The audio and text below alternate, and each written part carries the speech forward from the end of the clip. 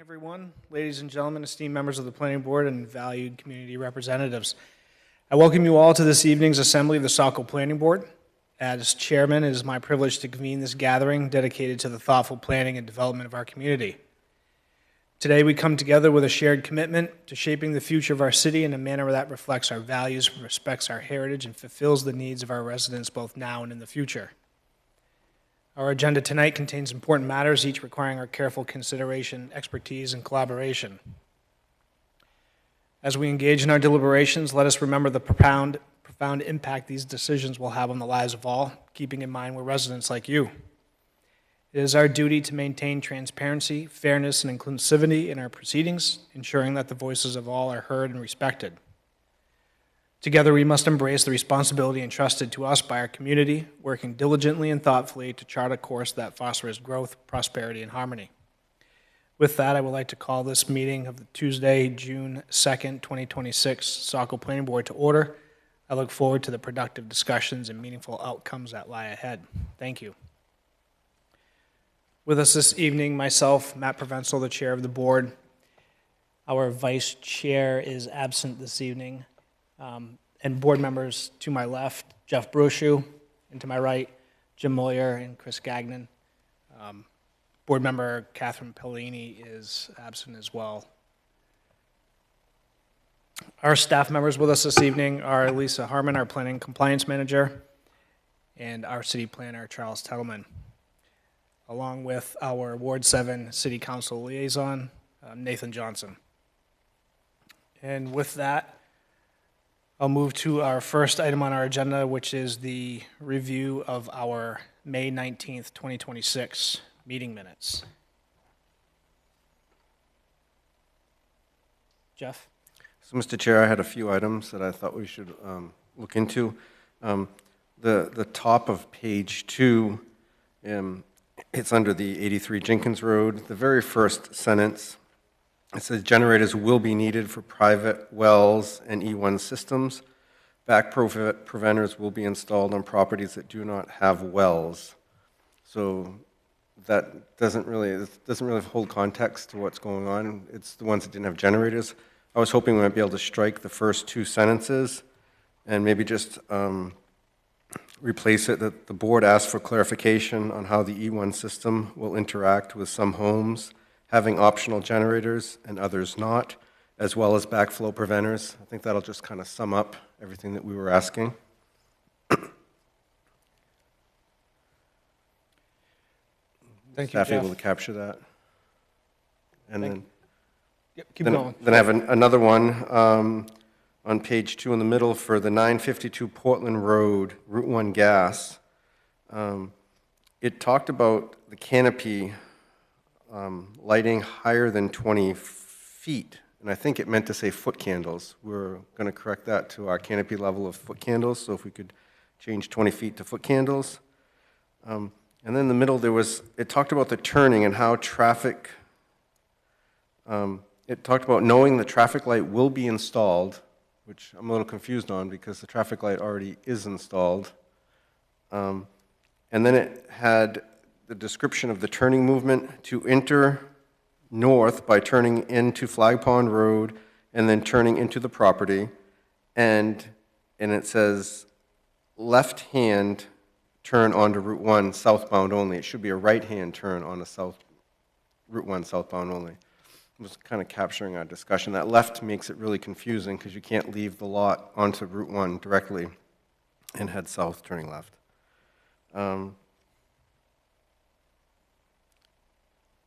And then the final one was our planning updates. We were talking about Flag Pond Road, and Charles had given a background recording to the board, proposed to make a negative, and it said background recommendation. And I think it's a negative recommendation to the council. So if we could just change background for recommendation, I think that would take care of a lot of the items I picked on. Thank you. Sure, thank you, Jeff. Any other thoughts or comments or any discussion on Jeff's items?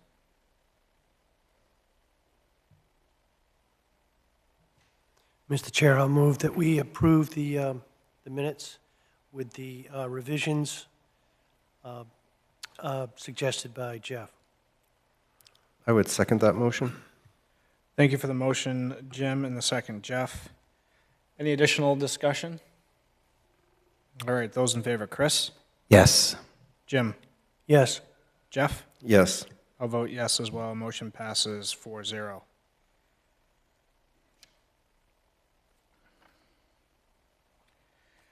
All right, our next item on our agenda this evening is our Planning Board Public Hearing Guidelines. This is a document developed by the board and city staff outlining the procedure in place for our public hearings held. This explains the purpose of the public hearings and outline procedure of reviewing an application, public comment presentation, and meeting duration.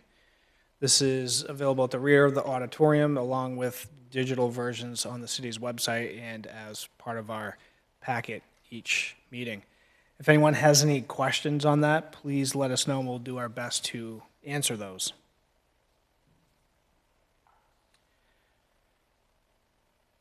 Moving along, our next item is our public comment period. Our public comment period is an opportunity to hear from members of the public. We limit this agenda item to a total of 15 minutes for items or topics not under planning board review. The planning board appreciates public comment and recognizes that public comment about matters before it can help the board understand neighborhood concerns, review an application, or help understand additional items. Those wishing to make statements about an application currently under planning board's review are asked to provide those statements during the applicable public hearing period. Comments are limited to 3 minutes per person. However, if there are multiple members of the public looking to speak, we may reduce that time to accommodate all speakers. So with that, if anyone is with us this evening that would like to speak on general public planning board matters, please come to the podium and state your name and address for the record, and we will collect those comments and address them accordingly.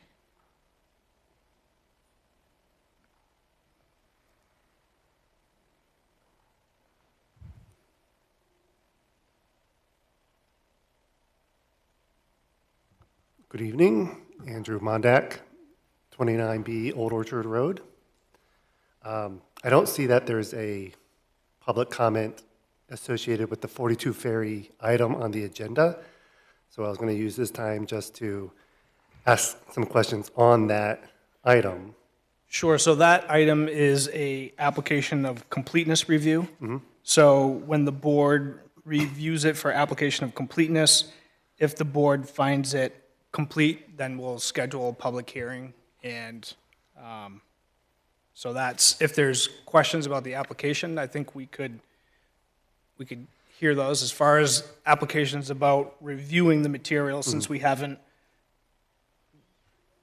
I guess we can listen, but we can't have, Right. we won't have deliberation on it because we haven't opened the item. It's just an application Right.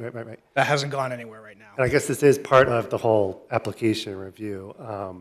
At the end of the approval of the application previously, there was a condition of approval around a tree survey, and I'm guessing, I don't know if it's because of my schedule or my access online, I haven't been able to find additional information in the application regarding the trees as me and a abutter along the boundary line that are in danger from the earthworks that they proposed. And so I know there are trees of significance that are, 6 foot 3 inches circumference that have not been mapped out during the application. And I'm just concerned about their health and safety because once the earthworks start, when they start, they will endanger my home and my property, my safe access. So I just want to make sure that the planning board has that information. Where could the public find it so that we can also review it? And, what recourse is the public going to have if there's something missing when, before the application even really is voted on as being complete, maybe it's not complete. And that's all I have. Okay. Thank you. Thank you, sir. Chair, if you would like me to keep time tonight, because I know Joyce is normally your timekeeper, I can do that for you. Sure. I'll just raise my hand when there's 1 minute left. Sure. Thank you.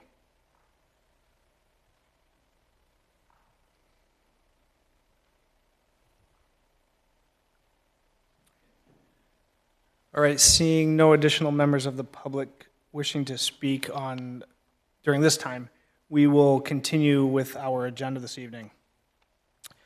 Our next item, 6A, this is our planning application review and public hearings this evening. This first item is 986 Portland Road, Phase 1, Map 63, Lot 3-1. And this is a public hearing and application review for final subdivision for the creation of 2 new lots and the construction of a hammerhead around, on the property within the Portland Road zoning district. Charles, anything to add on this item before we begin? No comments from staff. Great, thank you. Board members, any questions for staff before we begin? Any conflicts or disclosures? All right, and with that, we'll turn it over to the applicant. Thank you. All right, for the record, my name is Jeff Amos. I'm an engineer with Terradine Consultants, and I'm here on behalf of Cloverleaf LLC. As you know, we've been here several times. This is, in our opinion, a fairly simple project.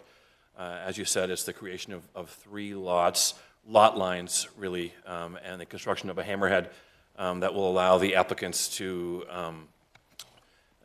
have a greater ease of finance for the Phase 2 that will be upcoming for Cloverleaf. We did get an emailed comment from the town attorney, forwarded by Charles, about the road maintenance agreement. The only comment was to make sure that we had the correct date of the signed plan when that happens. We updated it to the current plan date, but certainly that was all that was found. So as far as we know, there are no additional outstanding comments, and we are hoping to get final approval tonight. I'll turn it over to you with that. Great, thank you.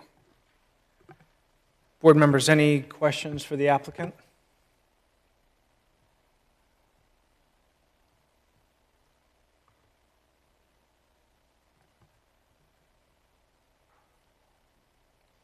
Jeff? Thank you, Mr. Chair. I mean, my only question is kind of the board, and I guess I can ask the applicant. You know, it did seem like it was a fairly straightforward application. Then we had that kind of long side detour with the wetlands of significance, and it seemed like there was, you know, very substantial clarification for all parties, right? Our peer consultants, and yet we all kind of agree that that's future, right? That's not within the scope of what's taking place, but it's going to be in the future. I was just wondering, just to kind of capture some of that for all the effort that was put into that, if we might want to look at our finding of facts under conditions for surface waters, if we might just add a little something in there, something along the lines that future development should note the wetlands delineation and clarification of delineation that was agreed upon during this review with the DEP, the applicant, and the peer review. Maybe it'd just be something to kind of keep that in the forefront, so if for some reason this gets kind of set aside for a couple of years, that it just directs them back to our records. Like I said, because there was fairly substantial conversation and decision-making, and if for some reason maybe our peer review's not on board at the time in the future, we could reference what was agreed upon now. And I think that could help us move it through and probably come to a conclusion tonight, a finding tonight. Great, thank you, Jeff. Can you say that section again that you were, So surface water? I was in under findings of facts, section K, for surface waters. There it is, thank you.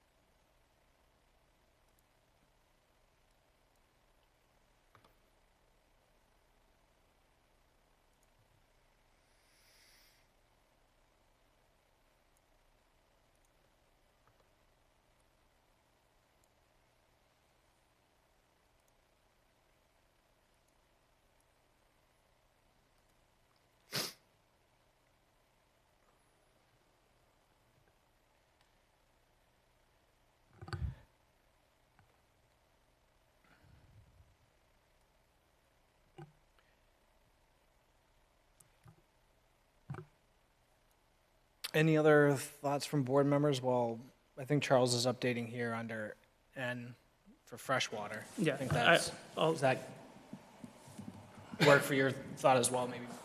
Because it's the wetland that we were talking about. Yep. Sure. Sorry, Charles, were you going to add anything to that? I'll just work on it. I know Oh, that okay. if there's any more questions, and we'll open the public hearing, and then we'll go to the findings. So I'll get that for you right now. Mr. Chair, I'll move that we open the public hearing. I will second that motion.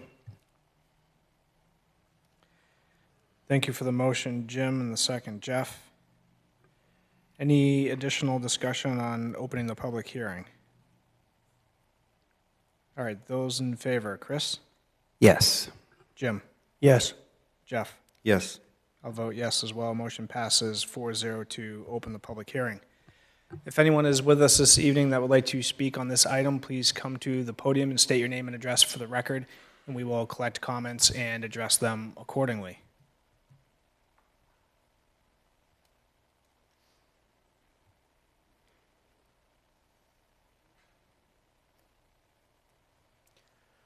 Mr. Chair, seeing no members of the public choosing to come forward, I move that we close the public hearing. Second. Thank you for the motion, Jeff, and the second, Jim. Any additional discussion on closing the public hearing on this item?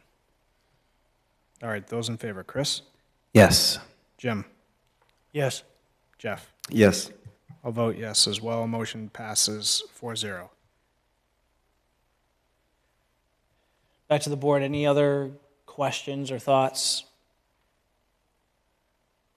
I think Charles is working on N. That was finding of fact N for freshwater wetlands. Any other thoughts from board members on any other findings?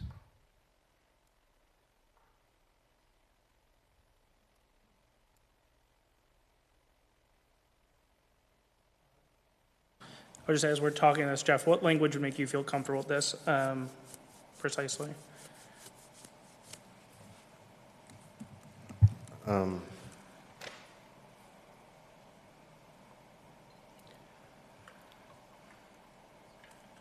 I was kind of playing on what you had started. Future development should note the wetlands delineation clarification that was agreed upon during this review with the DEP, the applicant, and the peer review.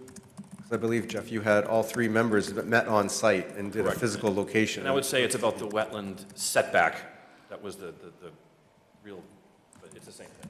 Delineation of Yes. setback, Yeah, I mean, delineation. because I think it was based on where the edge was, right? And that determines your setback, Correct. so. Yeah.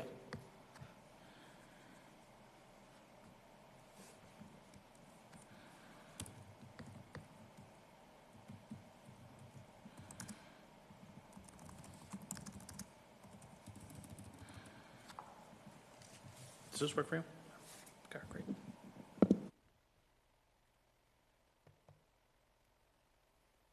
I think that works. I think that captures your thought. I think that reads well.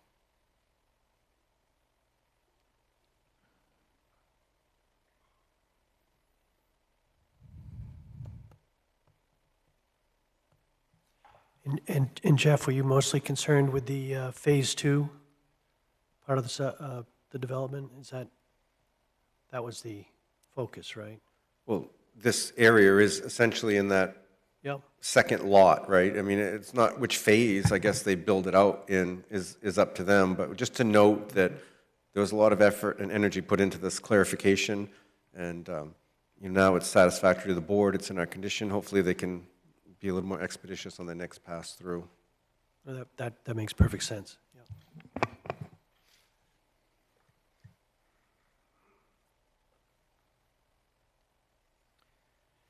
Any other thoughts from board members on any other findings of fact? I don't believe I had any notes that required specific board review. They seem to have been met as we've discussed here in this draft, but Thoughts from board members are welcomed.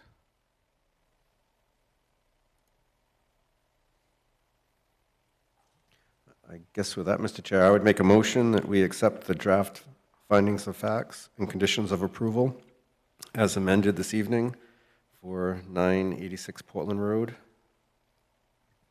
Second. Thank you for the motion, Jeff. And the second by Jim. Thank you. Any additional discussion on the motion to adopt the draft findings of fact as amended? Chris? Yes. Jim? Yes. Jeff? Yes. I'll vote yes as well. Motion passes 4-0. Any thoughts on conditions of approval? Actually, I believe I made a motion to adopt both of them as Oh, I'm amended, sorry. but if we can do it separately if you prefer. Nope, that's fine. I was writing at the same time, so that's my mistake.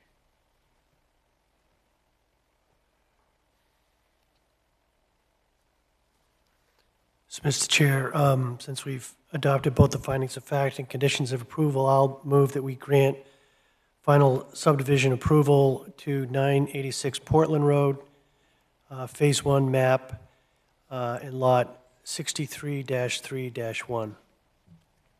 I would second that motion. Thank you for the motion, Jim, and the second, Jeff.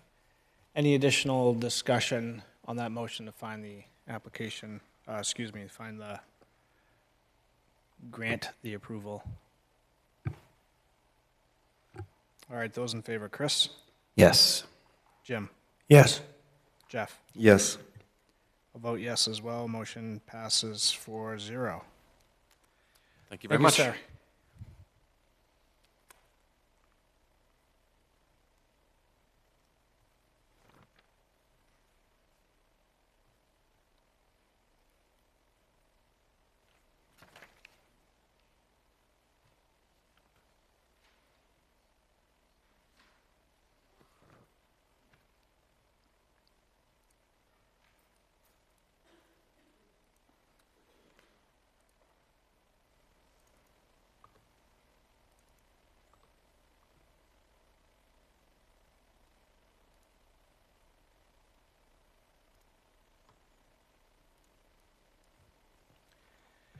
All right, our next item on our agenda this evening is item 6B. This is 321 Lincoln Street, map 52, lot 19. And this is a public hearing and application review for final subdivision to create 94 single-family lots within the medium-density residential zoning district.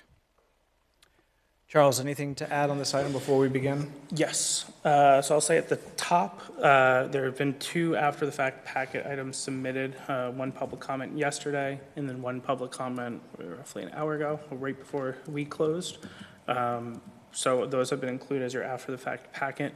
And I do have some updates on the project that I would like to share with the board before we jump into the applicant's presentation and yours, just to keep you guys up to date, if you don't mind. Yes, sure, go ahead. So there's just 3 general things I want to kind of frame the conversation tonight and provide the planning board an update since we posted the packet on Friday.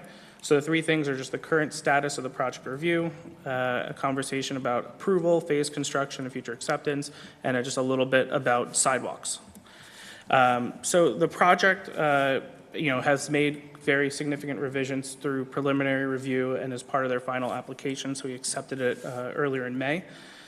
City is still generally supportive of the layout, road network, utility design, proposed infrastructure, and all of those elements that we have. There's very limited comments, if any, from our third-party peer reviewers, from city staff on the kind of the technical designs. We have provided draft conditions for your review just to kind of keep the project going, but at this time, we're not recommending approval tonight, just really with a focus on phasing and acceptance, and I'll get more in detail into that. Just for reference, again, currently the planning board is considering final subdivision approval. The one difference here is that we're not looking for phased approval with the planning board. So while the applicant has currently proposed 5 phases, A through E, the application is being approved all at once. So that is it's a phased construction, which is best, for management, for the applicant team. It's what they're seeking, and staff are supportive of this phased construction, but we will not be going back to the planning board for approval for each phase, which is with some projects that the planning board has done. That you complete phase 1, you go back to the planning board approval. This application will be approved all at once, and that's why we're kind of taking our time understanding the phasing and those details. Again, the future facilities and street acceptance are all part of a separate process that goes through city council. Not that it's not something we're very much considering to make sure that the stuff the city accepts is important, and that is kind of that area where planning board begins it, project gets designed, it goes to future acceptance.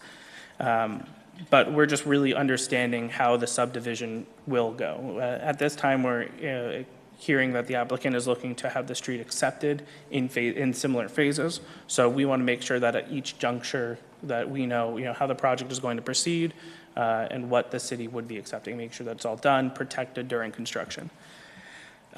Just to give you an overview of where we are, we did provide those draft conditions of approval just for initial review and discussion with the planning board.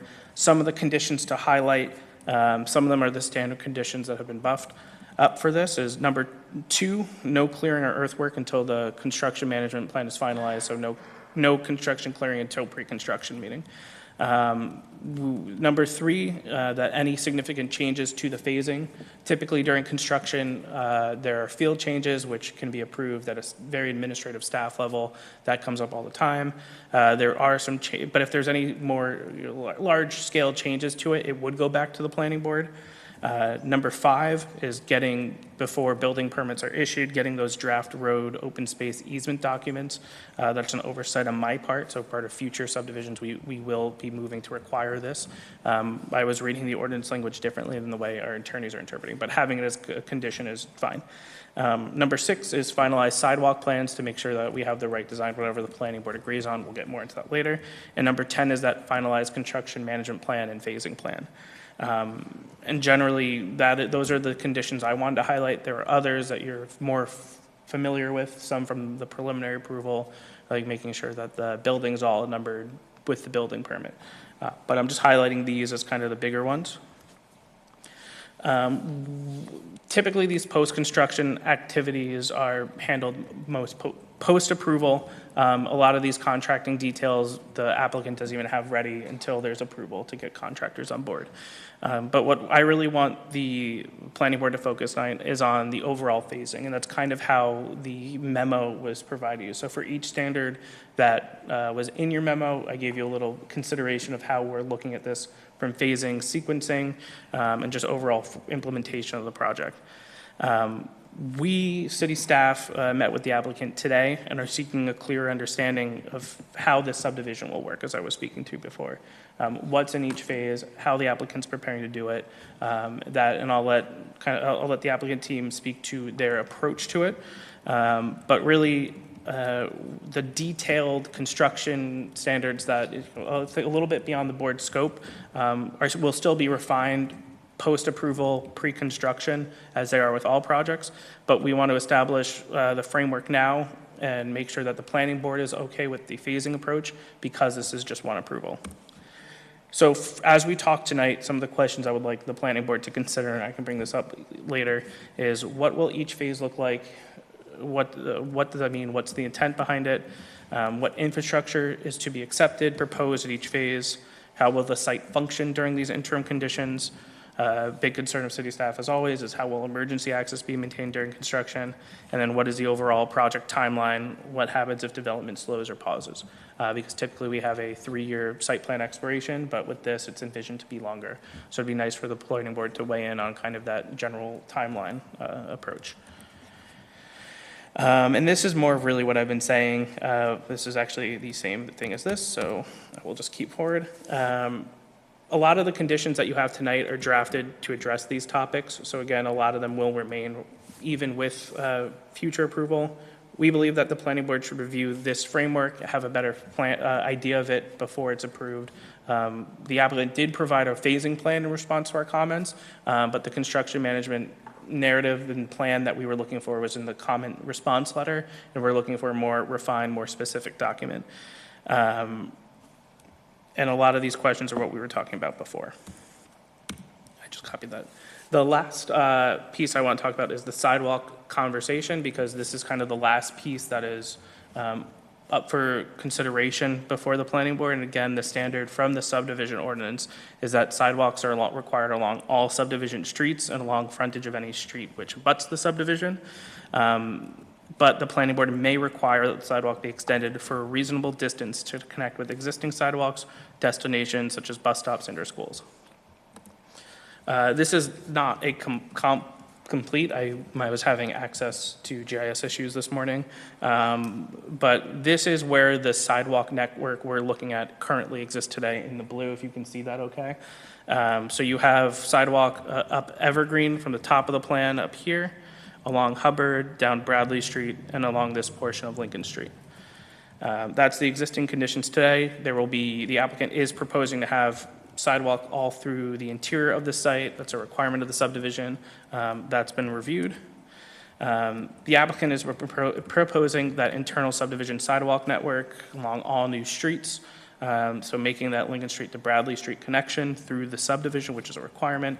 And they're also proposing improvements along the Bradley Street and Lincoln Street side as well. Staff, and this is out detailed in your memo, are looking to extend that infrastructure kind of beyond Lincoln Street and looking to connect it to those existing sidewalks.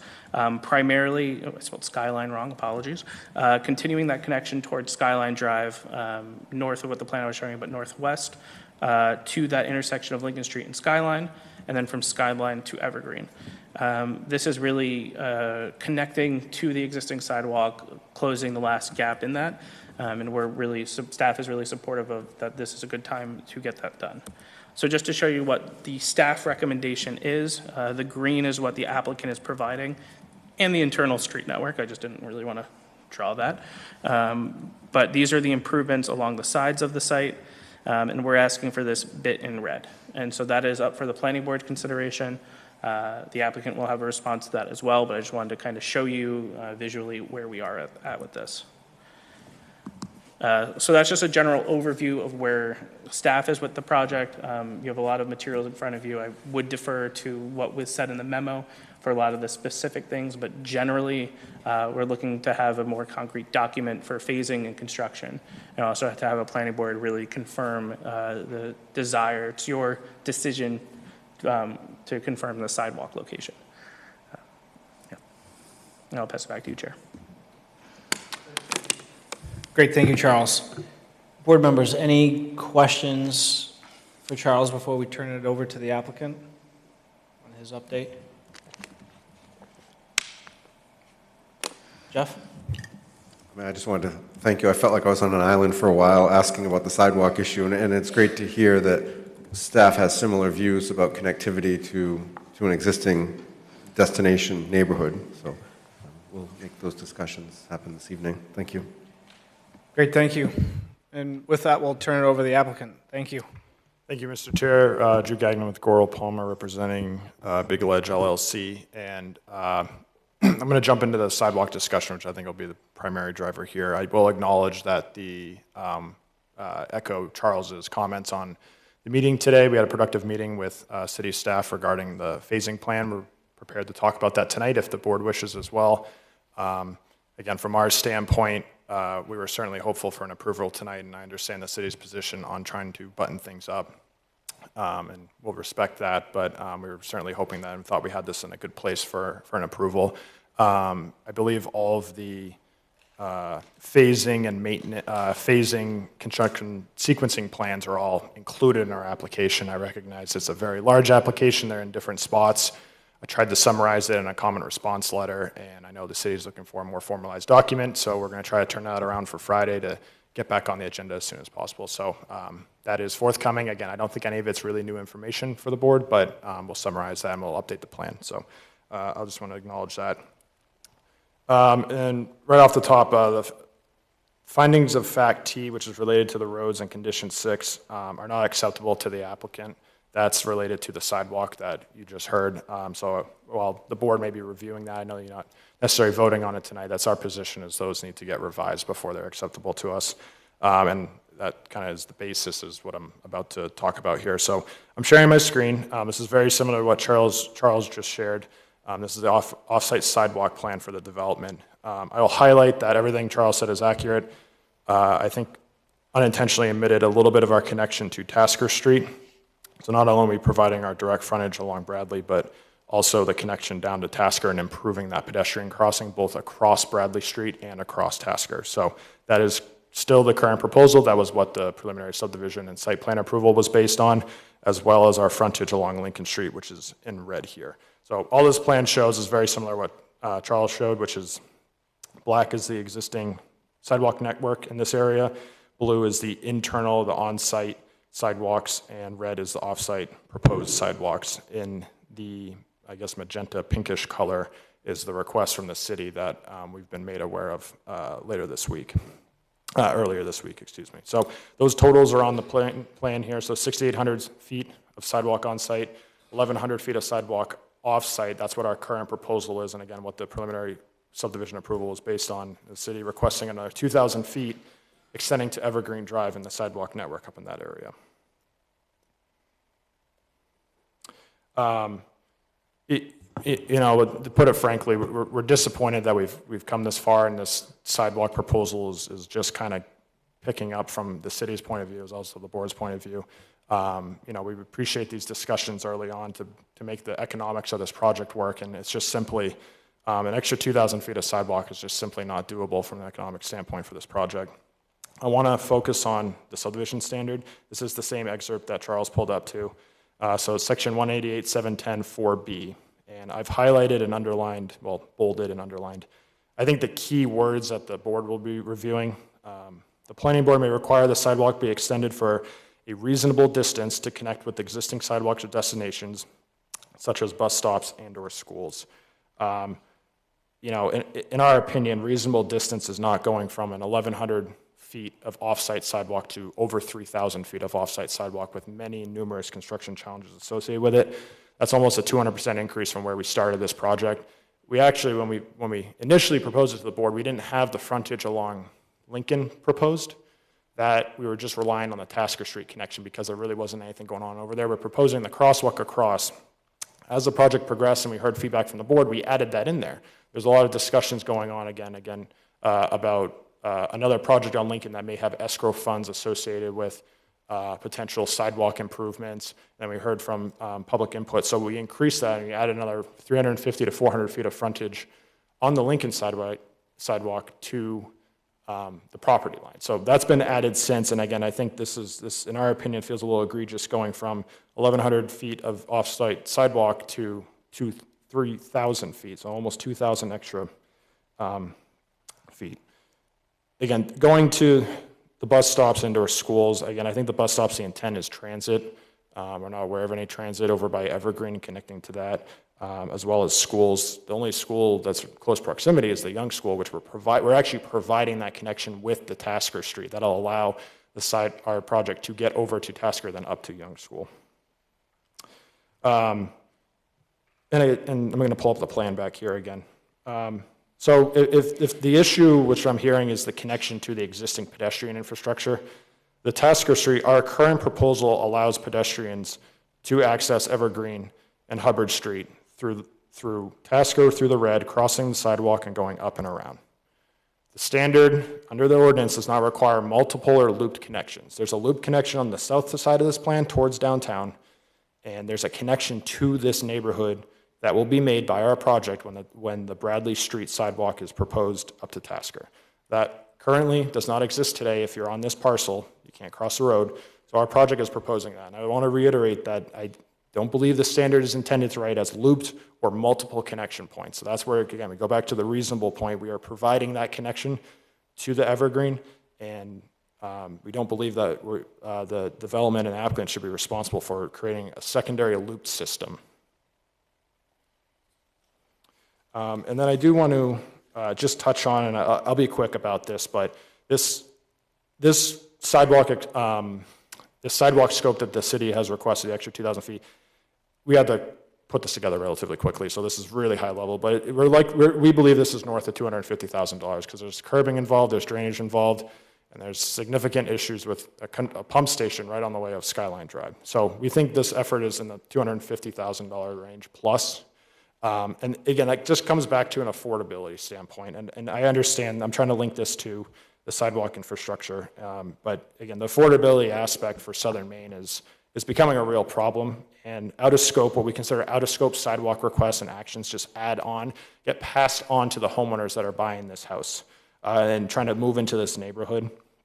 So I'm just pulling up, these are just, and again, real quick, these are just two graphs from the Housing Affordability Report, which is produced by Southern Maine Planning and Development Commission. The left map is York County, and the red, there's red and green towns that are highlighted. And basically, this is a home ownership affordability index, and what they do is they take, I just want to get this right, they take the median price ratio between the home price affordability to the median income, and they take that over the median home price. So they basically use a debt to income ratio of the standard 28%. That's the top line number, and they divide that by the median home price for that area. So in summary, if it's less than 1, it generally means the place is unaffordable. If it's greater than 1, it generally means it's an affordable place to live, and this is just a standard metric. You can see a lot of red in York, and I'll point to Saco right here, which is 0.81. And then the graph on the right is showing the same thing. And I've highlighted Saco for the town and how it's related to York County. It's below the average of York County for affordability. And again, I mention all this because items like this with the extension of sidewalk requests drive up housing in Maine. And we have an applicant, we have a developer that produces really quality housing for a reasonable price, and he's done that in York County and in Saco for many, many years. And items like this drive that up.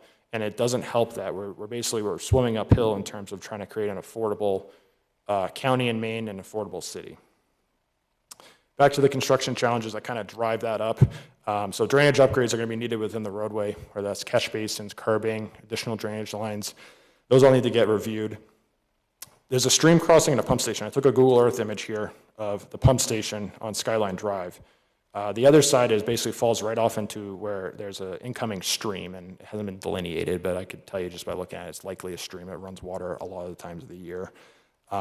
This pump station, I mean, it's not something you can move, and I think going around it, it also drops off. So there's significant challenges with even trying to make this connection that I don't think have been thought out in terms of just requesting an applicant to perform this. And then there's also, as you work up Skyline, there's issues with right-of-way and grading. There could be potential easements needed from abutters. There's a lot of challenges with this. And again, our team reviewed these connections internally when we were going through the project through many, many years, and we worked with the applicant on, is this something that's reasonable? And we deemed that there's a lot of challenges supported here, which is why we thought the Tasker, the Bradley Street connection made a lot more sense in terms of just the sidewalk connectivity to the greater community. So with that,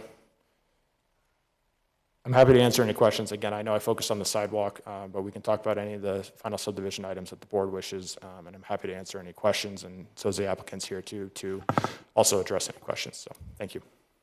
Great, thank you. Board members, any questions for the applicant? We can start with sidewalks if you'd like, or we can go anywhere. Jeff? Thank you, Mr. Chair. I mean, I have my list. I wasn't really focusing on sidewalks because I felt like I was being kind of outnumbered on several of the other meetings. I was always very supportive of, at the very least, on Lincoln Street to the intersection of Evergreen Drive. I just look at that as a density. As you look at the map, the density of their housing units are all on the Lincoln Street side. So in future activity, as school department warrants possibly combining or moving bus stops, I would see more of that tending to happen on the Lincoln Street side, and having that connectivity would be very important. And for multiple reviews, some very well thought out citizens who have served on many committees have brought up this point, always putting this in the forefront. Hey, we see real safety concerns here with the lack of a sidewalk. So, I mean, the part that gets me a little bit, Drew, is that you're legally required by our ordinance to put it on the frontage of the streets, right? And you're able to save on the lower piece of the quarry because once you put your flashing beacons and cross Lincoln Street, you're onto an existing sidewalk, right? But where, you know, there's an ask there because there's also an impact for all those neighbors. And that's just, I think that's where our board discussion will have to be, is what the benefit is of the increased sidewalk. So I had one of the notes in, and I think it might have been your kind of phased construction response where it wasn't a formal plan.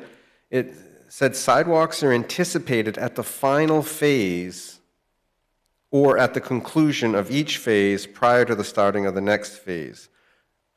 I was a little bit taken by that. I would anticipate, and correct me if I'm wrong, and hopefully this can work into your phasing plan, that when phase A was done, because that was the easiest, there's no pump station, you could do that infrastructure, that before you were allowed to start on phase 2, that all of the internal sidewalks would be completed. Is that what you were trying to say, or were you reserving the right to try to hold that back so you may not finish the interior sidewalks until you're at phase D or E? That point was relative to off-site sidewalks more than anything, and the completion of the project. Regarding your comment, we're not, since we're not doing a phased quote-unquote subdivision, it's just a large subdivision that we're showing construction sequencing. I mean, we're not required to completely finish each phase before moving to the next one. That can run concurrently.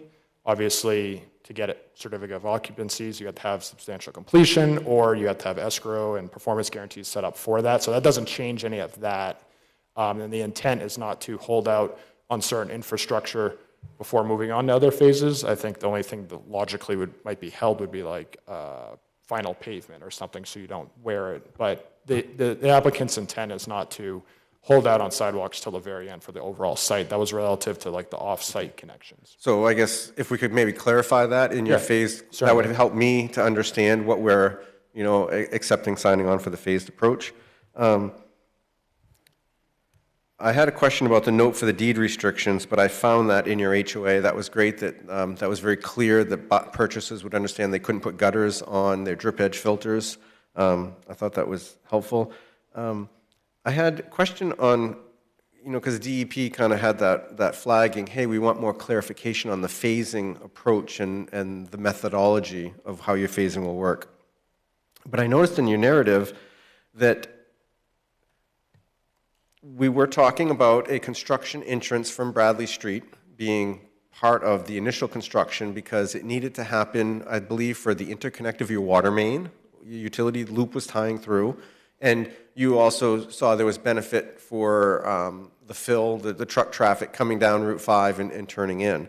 So in my mind, you were having some sort of a gravelly base that came in from Bradley Street to help build, and then as your phased approach indicated, you were building back out from Lincoln kind of towards Bradley. But I noticed that your in-stream work for phase E was noted for setting the stream crossing, and that had to take place July 15th through October something. If you were holding that for phase E, how does that construction road work? Are you putting some sort of a temporary bridge mechanism over that? Because on our site walk, we talked, and there was fairly substantial fill. There was 5-6 feet of fill, and you were very clear about, you know, the purposes of how it was described so the wildlife could pass underneath. Am I interpreting that wrong, that you were holding off that stream crossing permanent structure until phase E and something else would be used in the interim? Because I want clarification too that city staff will always have that option of a second means of egress for emergency response, particularly we start getting, you know, 30, 40 homes in there and something happened that, you know, first responders can still use that construction entrance if they needed to with a Knox box key or something. What type of bridge is going to be there? So the stream work, you're correct, has to happen at a certain time of the year, during the low flow period. As part of the water main effort, I would anticipate, and I've made the applicant aware of this, that some of that infrastructure would want to go in with it. That could be water main, maybe sewer, doesn't have to be. culverts, because the water main, the way it's working is the water main is kind of at existing grade, and then we need to provide at least temporary cover on top of it. When we're doing that, we need to think about drainage, including like the stream crossing. So I kind of summarized it as water main connection, temporary access road. It would have other infrastructure components, such as a stream. Logically would make sense to do up front in the time period too. So you would have to do something there, to your point, and I think the intent would be you just do the stream crossing while you're doing the water crossing. I'll add to that, we had discussions today with staff regarding the access route. So right now, and this will get written up and submitted formally to the board, but we discussed the first phase, which we're calling Phase A, which is off the Lincoln side, to actually use Lincoln Street as the construction entrance initially. The water main would still be put in, that still needs to get put in, and potential stream work just for the first phase, and they would use Boom Road as a construction access, and that might actually help some of the traffic on Bradley Street, at least initially. After that, the construction entrance would be going in, and we work our way back. So just a slight deviation. We worked that out with staff, and it seemed acceptable to both parties. So again, we'll memorialize that and send that in. I just wanted to clarify that's something that came up today that we discussed about that, but it's very similar to the original Drew, can I kick you off response. the click share over there? Yeah. Thank you.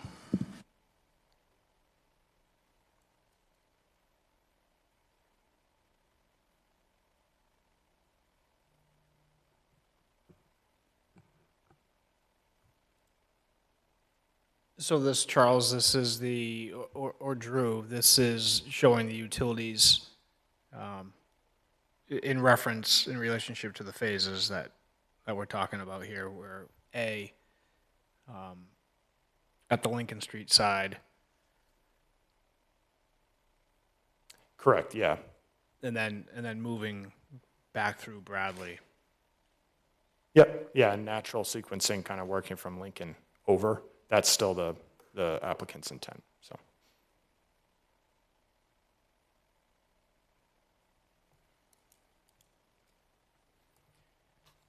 Jeff? Okay, yeah, Keep so going.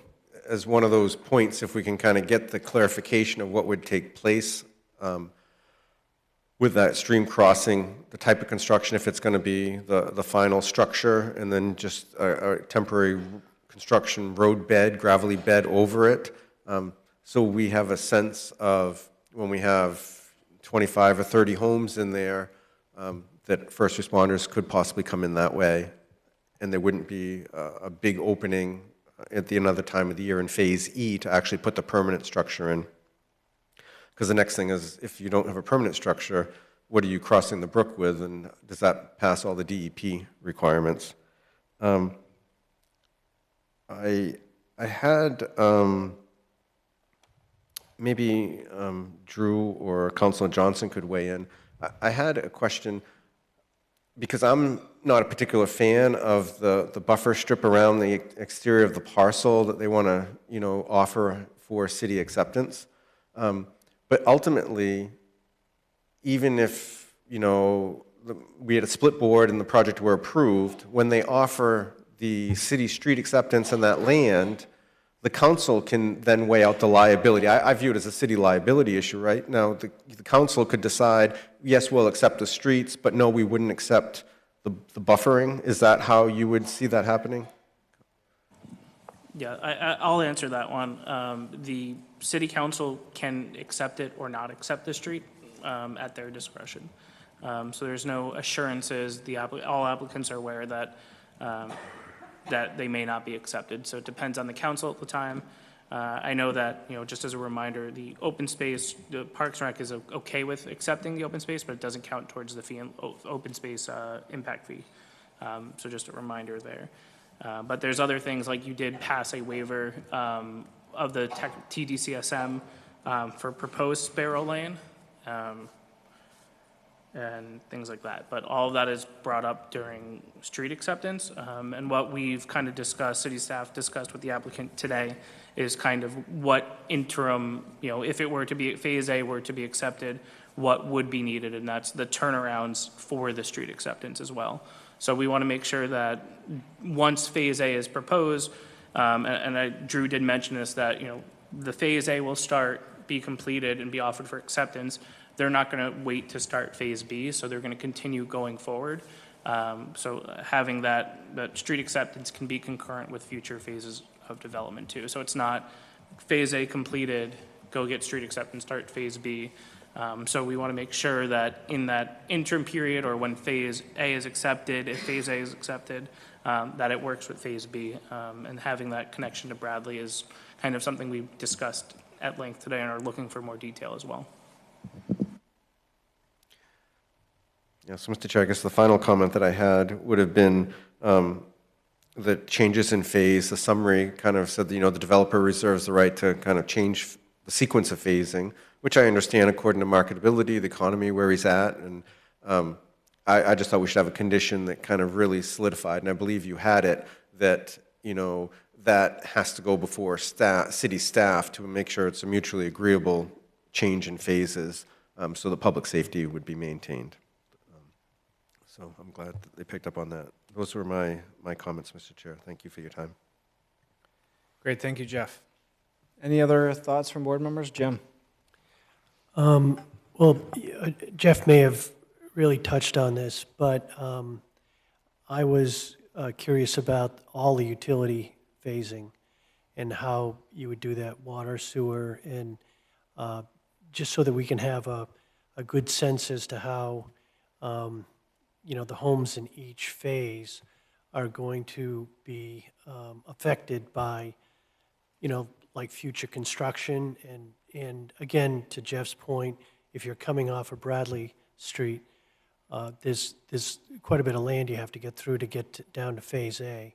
So I can certainly understand why you'd want to start Phase A from Lincoln Street, but I would appreciate having a more detailed explanation as to how all the utilities will be dealt with during the phasing. The second question I had having to do with that sidewalk issue. I have concerns about requiring an additional 2,000 feet of sidewalk. If your guesstimate of $250,000 for that is accurate, that would seem to be between $2,500 and $3,000 a homeowner, right, for each one of the 94 homes in that subdivision.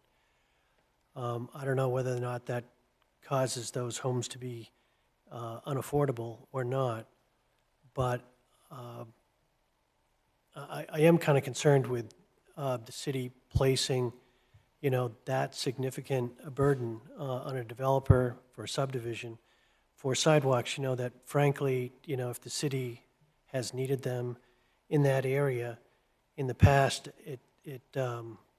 I'm just surprised they haven't been funded. So, by the city. And one of the comments we had from Phil Hatch was there's $45,000 sitting someplace that might help defray some of the cost of that. So I'm not quite sure where I'm going to fall on that, but I do have concerns about placing that entire burden on this particular development. Do you Chair, know may I- that? May I just jump in just to Sure. respond to that right now? Yep. First piece is, again, this is a city recommendation, not a requirement. It is, we framed it is a planning board decision, just that's the staff recommendation.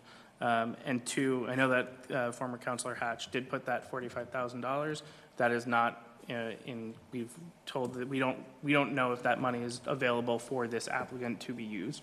And that's kind of an ongoing, but we've kind of given the applicant direction to go forward that money is not, available as part of this application. I think that plays into their request, but I just want to clarify that the city is not requiring this. The ordinance requires it in the subdivision and along the fronts of it, and then the planning board can determine what is that reasonable distance. And that's how I took your comment, Charles. Was just basically a request from the city for the additional 2,000 feet. Drew, do you know what's the distance from where you are planning to stop the sidewalk and just to Skyline Drive? Is that about 800 feet or so? Yeah, it's about 900? 7 change, something in that range. Okay. I guess we'll all discuss it, and it will be best if, we have more board members here also weighing in on it. But anyway, I just want to make it clear, I'm just not sure how I feel about that ask by the city. It just seems like a lot, so. Great, thank you, Jim. Any other thoughts, Chris? Yeah, I just want to echo some of the other points already made about as far as the phase development, if they're during the different phases, if you guys expect that there will be a shutdown of utilities to connect other phases, or when you come in from Radley Street, if you do anticipate shutdowns, roughly how long will they be? Will there be noticing, that sort of stuff? That was the only thing I had on that as far as the utilities go, was just some clarity there. And then as far as the sidewalks go, I feel similarly to Jim. I think a sidewalk there would be phenomenal. I think it'd be great. I just think it's a big ask for the applicant to foot the burden on it. All these houses will be paying taxes in Saco. That's going to be a lot of revenue for the city. I would imagine, as a citizen myself, I'm paying taxes. I would want to see some of that benefit come back to me, my community, or my part of the community. I just think it's a lot of extra, not only financial burden, but also logistically trying to coordinate with the town, get everything put together for something that, in my view, the town really should have done a long time ago. It kind of feels to me like we're just trying to pass the buck of, oh, well, we should have done this. There was potentially some money set aside for it. Nothing ever happened with it. Let's just have this developer pay for it. It's kind of how it feels for me. And I just think it's a bit of a burden to go, all right, in the 11th hour, you got to go above and beyond. I could see maybe, 100 feet to a set destination as the ordinance says, but just to be like, oh, well, let's connect it all the way around for an extra 2,000 feet when, as you pointed out, there's already connection on the Bradley Street side. Yes, it is more of a walk to go all the way through the development, go down Bradley Street, come around, but there is going to be at some point sufficient connection. So as far as I'm concerned, I think you've met the standard. Just one more comment.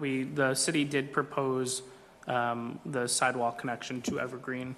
I don't think you were on the planning board yet, but we proposed it. We brought it up as part of preliminary, and one of those preliminary conditions of approval was to discuss sidewalk, which they put in their final application. So we just want to, again, clarifying, we have all the facts, that it wasn't last second. This wasn't thought of, but we pushed the sidewalk conversation to now. So we've had these conversations over the last few months. Great, thank you, Chris. Any other thoughts from board members? Was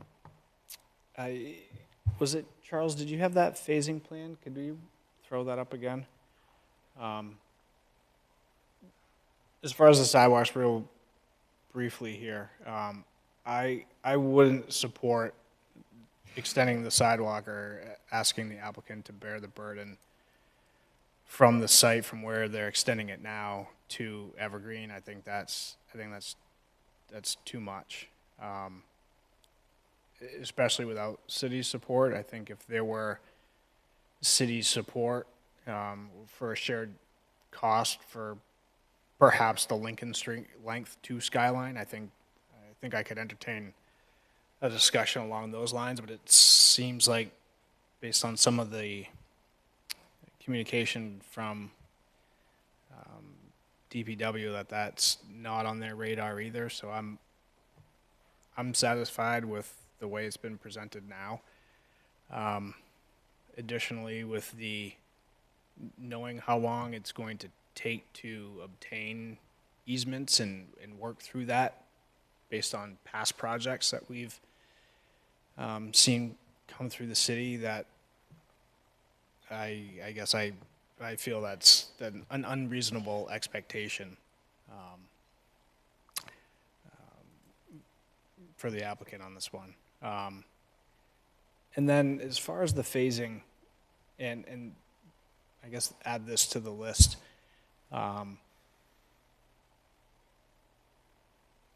understand we have the phasing.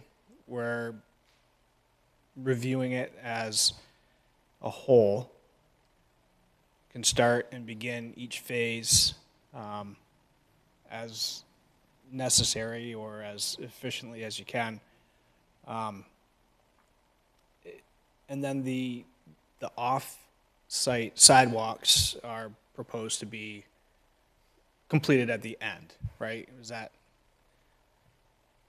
And then as far as, I was trying to find it here again quickly, I thought it was in there. But as far as, was there a condition, Charles, in there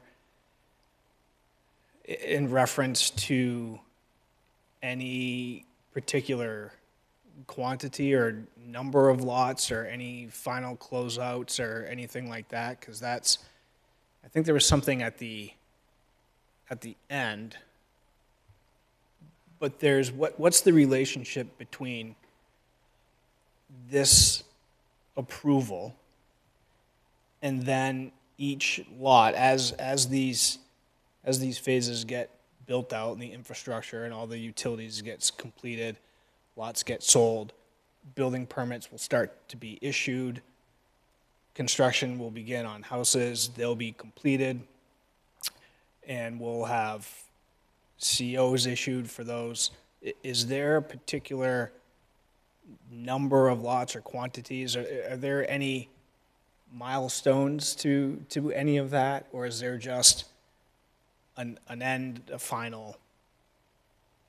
Was it the sidewalks needed to be complete prior to a final closeout or a final sign-off? Is that? There's the normal financial guarantee process that, the city will hold the financial guarantee until the project's complete.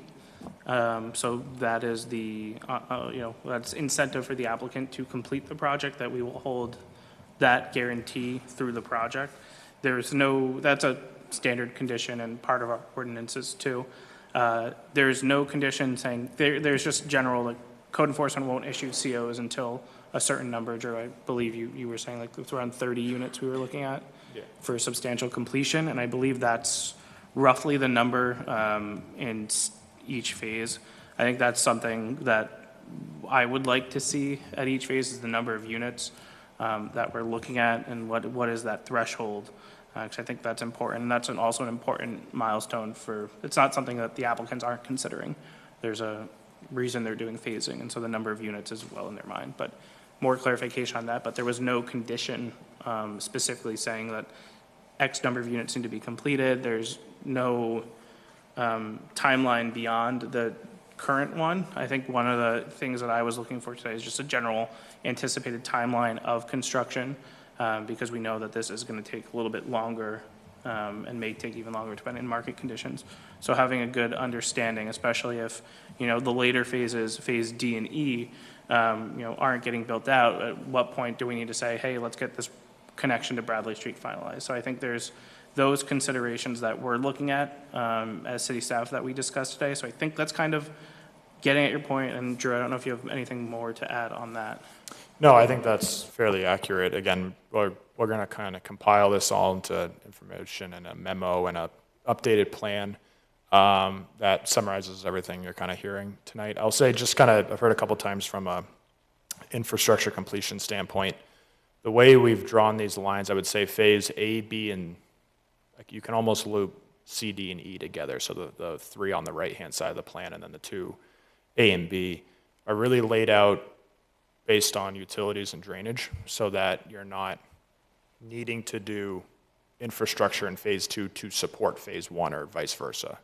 So we didn't simply just draw it because that's 30 units, right? We drew it where there's watershed breaks, where there's convenient places for water main shutoffs, so that disruption to existing, at that point, the existing main water customers is limited.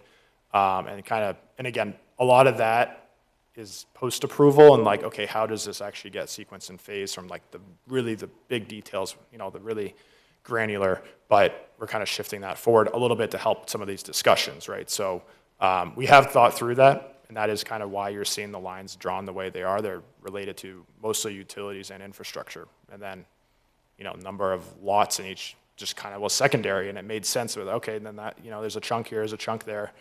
So I think the idea is each phase, infrastructure gets completed. What's not completed gets a performance guarantee and is held back. And then either the applicant can request that is accepted by council and waits and then moves on, or more than likely is just keeps it rolling and keeps the project moving forward. And we'll get the board and the city staff kind of I'll call it a real high level schedule in terms of what the hope is anyway for completion of this. Obviously, there's a lot unknown, but here's like, everything going well, here's kind of where we're seeing this project from start to finish. So that everyone and residents included and abutters can understand what like the correct construction duration would be. So again, a little bit of a long-winded answer, but the point is we're kind of compiling all that, and I'll have that out to city staff on Friday. So.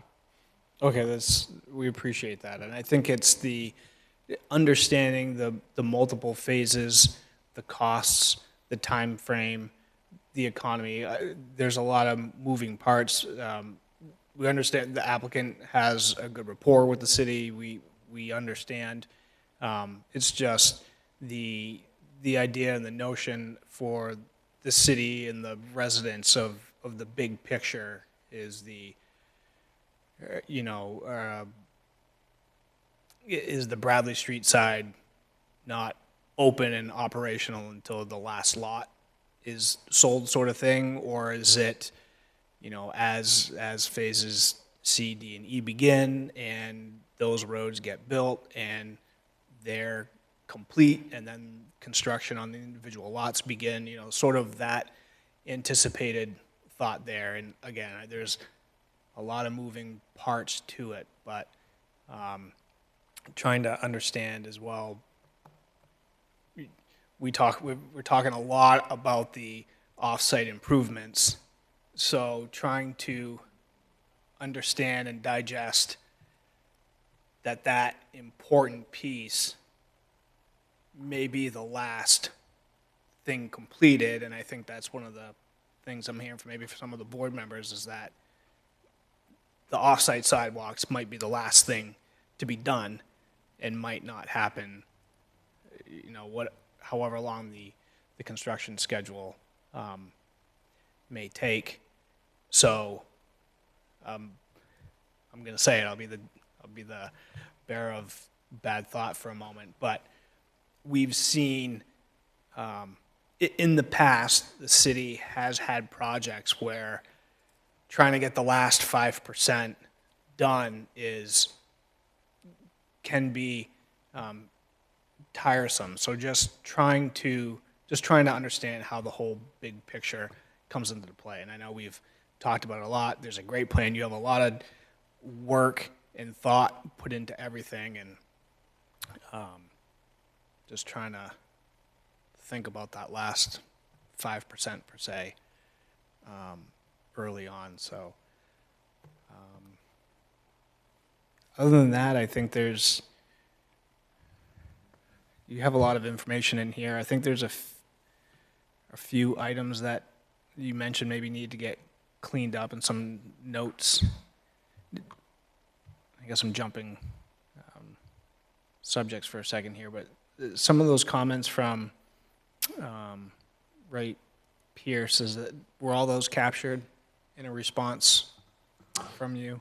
They were in our response on, I think, April 24th. They had a follow-up that I received late last week from 3, I'll call it pretty minor pump station comments that are details that we'll address. Again, happy to, now that we have time, we can do it, but it can also be, in our opinion, a condition of approval. Those are just conduit schedules and such, so. Sure, okay. I thought I had seen that. It's hard to cycle through 850 pages real quickly here, but I guess that's all of my thoughts. And one last note I had. You had the purchase and sale in there twice. I couldn't tell if there was a difference, but those are accurate and active, right? They're not expired. Correct, and following up from our last, thank you for the reminder, following up from the last meeting, a question was, is it inactive since it's been so long, is there a sunset on it? And we submitted a new one with, it was slightly less redacted, that just showed that it's just tied to an approval. So it goes until we are granted approval for that. Okay. At least it's open. So it is active, I've confirmed that with the applicant, and then I sent that over to the city too, so. Okay, that's what I thought. I saw the 420 days or so, and then that last version at the end of our packet was less redacted and talked about approvals, but the number didn't change, so I wanted to triple check. So, okay. I think that's all of my thoughts. Any other board members? No, Mr. Chair, I would, if it's appropriate, I'll move to open the public hearing. Thank you for the motion, Jim. I'll second that. Second by Chris. Any additional discussion on open and public hearing for this item?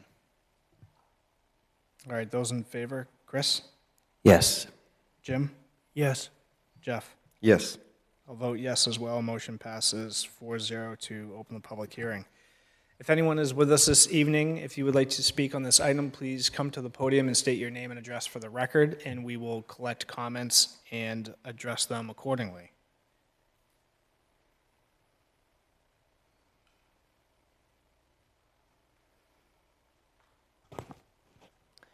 I'm Melissa Field, and I live at 160 Bradley Street. And I'm interested in the, I guess it's the construction management plan and basically the removal of the dirt from the clearing of the landscape there before they're building the roads and building the houses and all that. The people on Bradley Street on the south side of Bradley Street have just gone through an experience with the development across the street from this development. And that happened in April and May, and there was quite a bit of dirt on the road and dust storms as a result of the attempt to clean it up. Finally, Public Works did get involved, and Travis Moore did an excellent job bringing the proper equipment, making sure that they hired the proper equipment to make it get done in an effective way. So I would like to make a recommendation that as part of that, I guess as part of the construction management plan, that a conversation between Public Works and the developer take place in advance of any clearing of the land and removal of the dirt for two reasons. Number one, what are the roads that the trucks will be driving down on to take the dirt away, and letting people on those roads know that that's going to be happening. Keep your windows closed, that kind of thing. And then also the system by which the more effective system for removing the dirt will be deployed quickly and perhaps, twice a week or whatever, to make sure that there's no buildup, is what happened in this previous situation, which is what caused the difficulties there. Anyway, so that's just to keep the people who live on those streets from having to do a continual cleanup job on their houses and their porches and picket fences and windows and cars and all that. So anyway, so Travis did a great job, and I'd like to see him involved early in this process and the conversation so that the correct piece of equipment is utilized for cleanup quickly and perhaps happen on a frequent basis because I think this is a larger site than the site I'm talking about. So I think there'll be a much longer term need for cleanup on the street, whatever street that is that they're going to be using. Thank you. Great, thank you.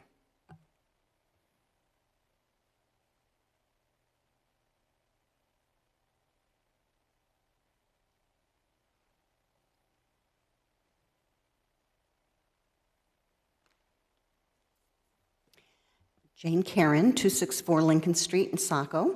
And I do have that information in the after-the-fact packet for you, but I just wanted to mention this evening that I appreciate Charles's breakdown of what really needs to be addressed, because I'm really feeling overwhelmed by all the information. And there are some things that I want to address.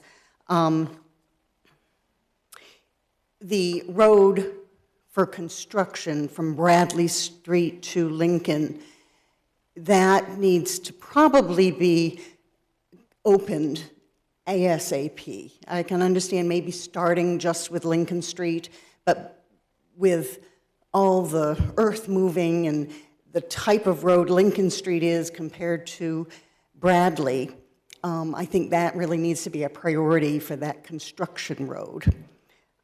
So that's a concern of mine. And as far as the sidewalks, I think there used to be discussion about, and I don't know where to find it now and all this stuff, but the Lincoln Street connection with this walkway to the entry of 321 with a beacon and other safety or calming matters or whatever. And I agree with that. I don't think, as others may, that I don't think the developer has to extend all the rest of that sidewalk. Because then we get these sidewalks inside the development and, of course, out to Bradley Street. But there was also this discussion, I thought, at one point of an easement onto Evergreen. And if there was going to be some walkway there. So I'm unclear about that. I'd like some clarification on that. And I think I know the person who owned that, and I thought they were talking with Mr. Labonte about it. So I'd like clarification on that, because I think that would be all sufficient sidewalk stuff. And a big concern of mine is all these buffers and setbacks. And my experience seeing, like this recent development starting across from the Bradley Street 321, is that every tree in, I mean, it's just devastation that every bit of tree is just removed to start development. And I think other developments do the same. But these buffers, I don't understand. The maps are so overwhelming. There's 20 feet setback or 25 feet. It's unclear, I think, to laymen looking at this. For me, it's overwhelming. But I just want to be certain that the city does. I think there was a comment written by Charles that there would be some buffering and protection along these borders. But then I see these trim vegetation is necessary to maintain sight distance on this map. So I just want to make certain that if there's any possibility that these buffers, especially for those living right there on Forest or Skyline, wherever, I mean, I'm across the street, I'm not directly affected, but I just think those buffers with the trees as they are is really important. Don't just strip them all down and then plant a tree or two. That's just my comment. And I appreciate your time. This is a very difficult situation here with all this information. Thank you. Thank you.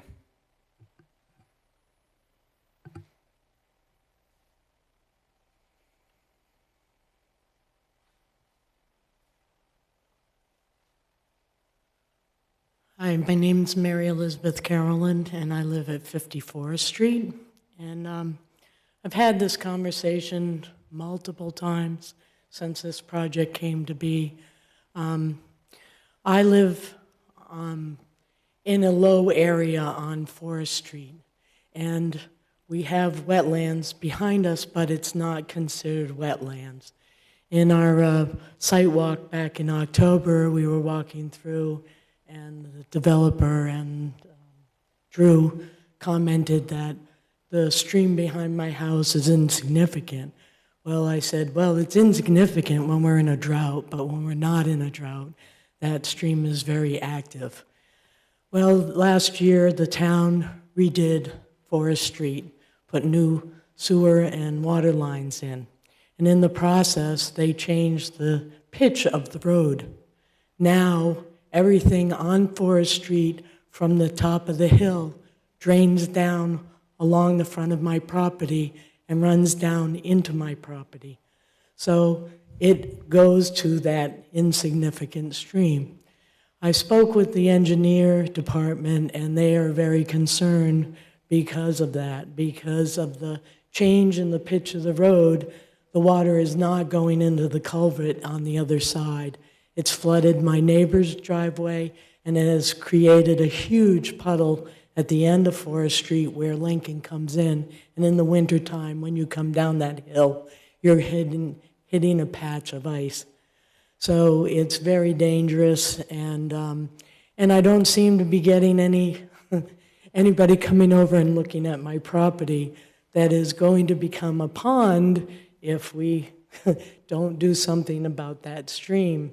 In the process of looking at the map of where the houses are going to be built, and I was told by the developer that there would be a 25-foot buffer.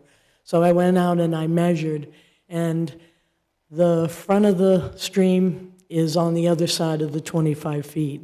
Then it comes down next to my property, and then it goes back out past the 25 feet and goes down and empties out into the drainage down on the end of Forest Street. So I'm really concerned that whatever happens in this development with the level of fill that gets put in or whatever, my backyard's going to turn into a pond. It's already a marshland when it rains. And I'm just very concerned that I'm going to lose my property to wetland. And I'm not sure that anybody seems to really care.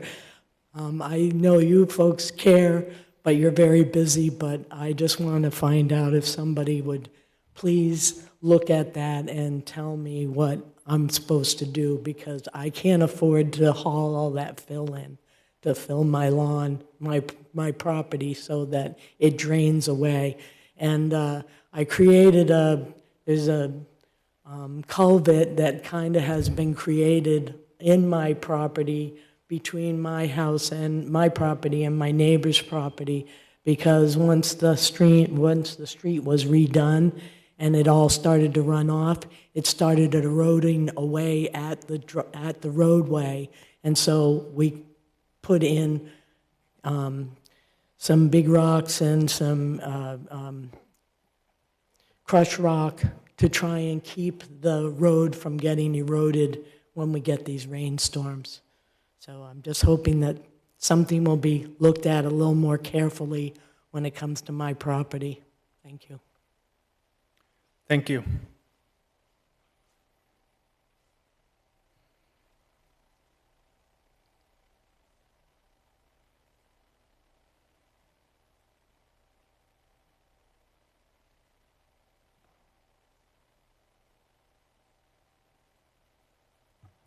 Hello, my name is Susan Bermejon, 33 Skyline Drive, and I just have one question or comment. Is this a 5-year plan, or has that changed? If it's a 5-year plan, that means 5 years of construction, sound, right in my backyard. And I got to ask you if that's anything anybody would want to tolerate, and I hope you give that some thought. Thank you. Thank you.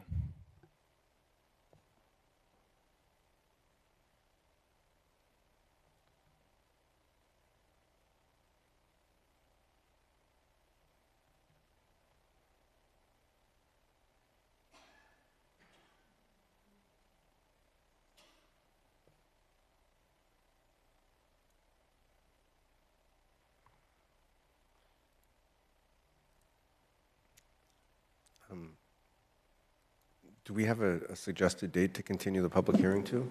June 16th. Mr. Chair, seeing no other members of the public choosing to come forward at this time, I would move that we continue the public hearing until June 16th. Second.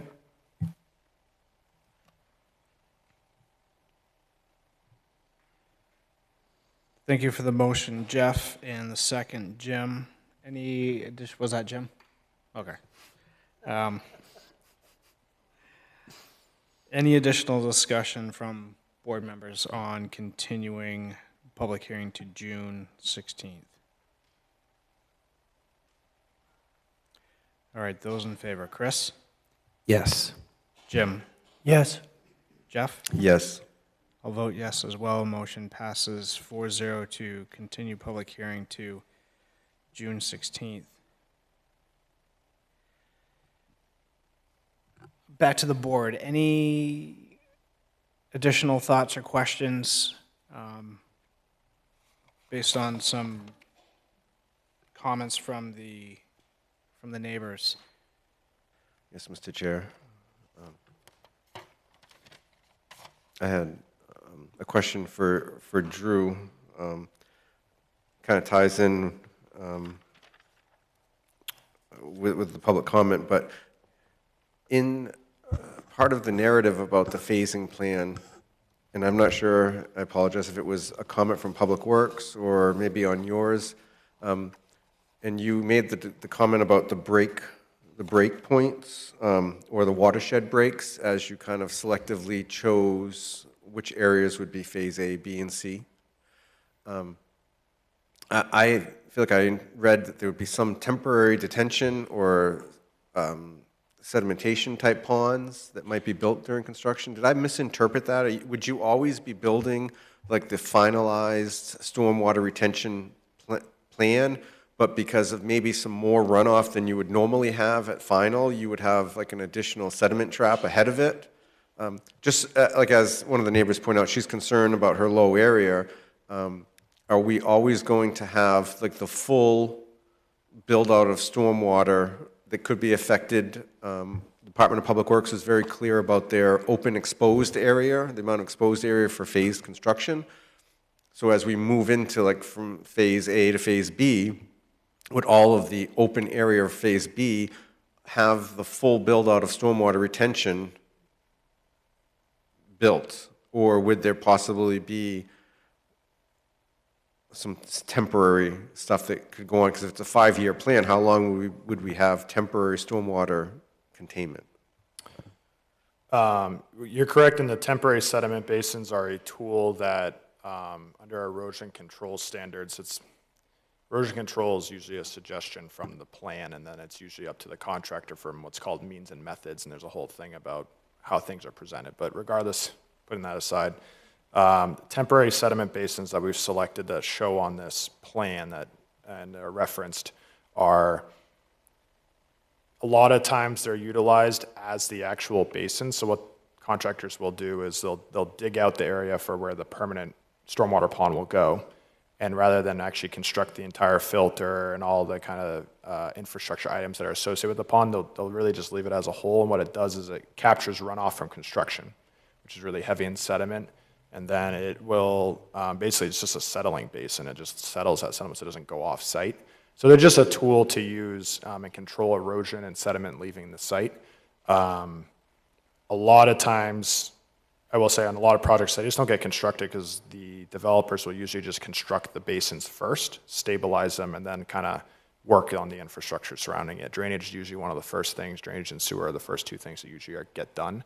So it all depends on the construction sequencing. And again, I can provide a little more narrative to that in our application, but basically to answer your question a little further too, there's potential that, yeah, the first phase has like a stabilized permanent construction basin. The second phase, while it's being worked on, has a temporary. That gets converted to a real stormwater pond. It'll need to for COs and everything. To get a CO, you'll have to have that constructed, and then that kind of keeps carrying forward. So could have a mix. I don't anticipate them staying there for all that long because they're kind of a nuisance for the contractors. They sometimes have to get pumped out and reconfigured. It's usually better contractors are pretty good at trying to just get things stabilized as quick as they can. And so that's usually the intent. So usually they're not there for too long because it's disadvantaged. So would it be possible when you work up this narrative to be very clear, particularly in the area of concern that we looked at during our site walk on Forest Street, that low area, as to what the plan would be? I guess I just get concerned with when you have construction, the amount of runoff that you might have if you just have a temporary sedimentation basin that we have a fairly large event and it just bypasses over it, versus if you can give a narrative so that our city engineer can review and maybe make some neighbors feel comfortable that that filtration basin is going to be constructed and maybe some upstream inlet sedimentation, so that we have a pretty good protection that, you know, we're not just going to plug the sedimentation bed that you put in, or the filtration bed that you put in with sediment, but they also have a kind of a controlled runoff, because will function as you designed, right? You spend a lot of time in your packets giving us all these HydroCAD models and storm events, and I think as a board, I've come to kind of trust those, right? Because your industry does a very good job designing that when it's built out. But unfortunately, a lot of our subdivisions are relatively small. We talk 10, 12 homes. They're done in 9 months, and we have a finished product. We're talking now a longer build-out for yours. What does that mean? And let's get some eyeballs. It's a concern. If you could just work it up in your narrative so that our city engineer can kind of give us some feedback, as if he feels like that would be acceptable. Drew, and also, I want to remind the board that this is a SLOTA site, and one of the requirements, DEP requirements, is third-party review for the ESC throughout construction. So we do have that additional assurance. While the city and the developer, they're all, you know, reviewing, inspecting work as it goes, there is a third level, because this is a larger site. It is subject to site law, and that's a really critical piece of it, that third-party inspection, primarily for ESC measures. Yeah, correct. And just touching on that, Jeff, I can certainly provide that additional narrative. These temporary sediment basins, I kind of undersold them. They are designed for a 10-year storm event, which is like around 4.5 inches of rainfall in 24 hours. So it's pretty rare, which again, that's a DEP standard. It's pretty rare that, you know, you'd have to have a really significant rain event for those things to be undersized. So they're not simply just, oh, there's a little hole with, you know, 4.5 inches is, we don't get a lot of that up here from a 24-hour rainfall standpoint. So it is sized for not just the average rainfall, it's sized for significant, so. Yeah, and I mean, I just think what's hard, though, is that, you know, we're talking about unstabilized area. You have a much larger unstabilized area than your final design for your models, right? So we could have a lot more potential runoff and sedimentation that's forming. Yeah. So, you know, that's very intelligent people, but we have concerns from neighbors, and I think understanding the phasing, which is one of the things I'm hearing from DPW, is we need to understand what the phasing will be like and some of its impacts. So having that narrative in there, I think, would be helpful. Thank you. I did also just want to add on the public comment related to the planned south adjacent neighbor. City engineer will owes them a response, and I've spoken to him today about getting a response, whether it comes through planning or through city engineer. So the public comment did reach out. And there was also a previous public comment from a different abutter on Forest, and the applicant did provide some of that context, so we'll be sharing that as well to kind of address those concerns. 2 other pieces on public comment, just to touch on while I am green light over here, is that the dirt and dust on roads, we talked about in terms of accessing the site, and that'll be part of the implementation plan. I think the high level is bringing it down Boom Road to Lincoln Street and bring it around. Developer can work with their contractors to require that, and then during the rest of the phases, it would be through Bradley. And you know, part of that ESC measure of cleaning and dirt pickup also relates to kind of how the road looks like in interim conditions. So some of that dust and dirt concerns that we heard is what we're kind of looking to address as part of the interim conditions during construction. I'll let Drew speak to any of the calming measures and rapid flash and beacon on that. As for the easement on Evergreen, I believe that was coming from a previous public comment. I don't think we've been doing it. The city staff have really been looking into that. I'm not sure, I'm not going to speak for the developer if there's anything going on there. And then kind of the last piece that we haven't touched on is just the timeline of construction from the public comment, that we will have kind of an anticipated timeline. Again, it depends. There's a lot of uncertainty. Well, we're not going to expect it to go exactly as planned, as though that would be great for everyone involved. But knowing that market conditions, whatever, can change, but having a general idea of when each phase is anticipated to be cleaning it, the work is anticipated to be done. And that's all the stuff we're kind of looking for. So I think that touches on at least my notes from the public comment. Thank you, Charles. You had a note or your comment.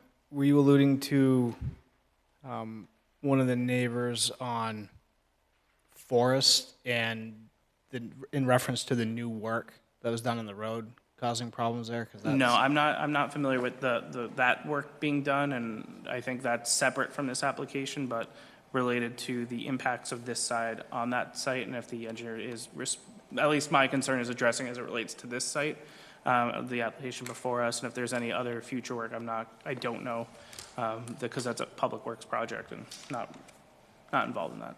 Okay, we can talk about that under a separate cover. In regards to the construction management plan, Drew, within it, and I'm trying to answer my own question here as we're starting to talk about it, but I can't sort through this fast enough.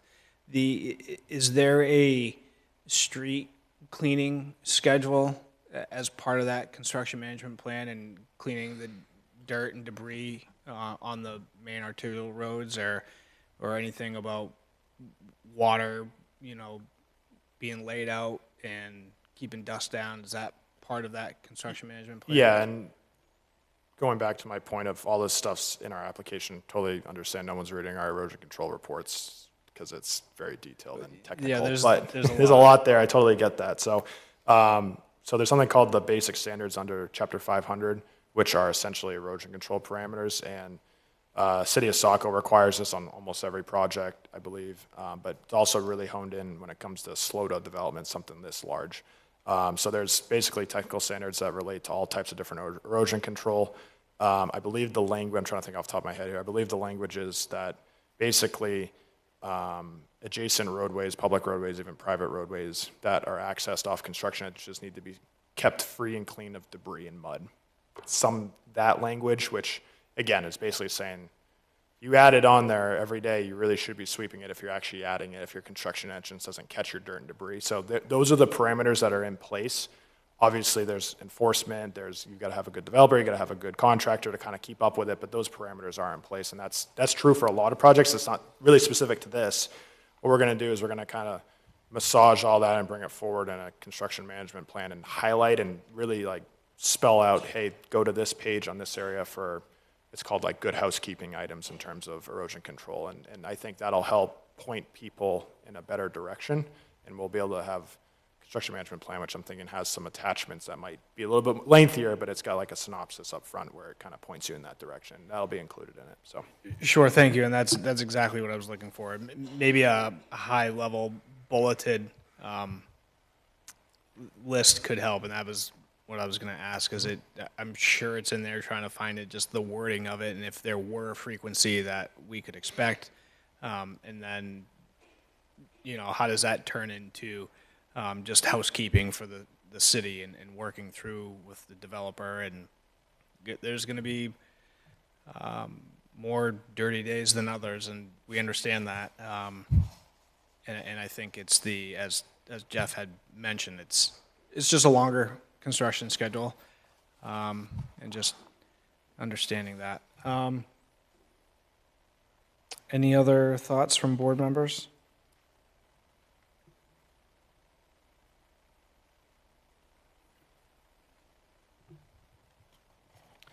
So, Mr. Chair, would you like a motion to generally continue application review until June 16th?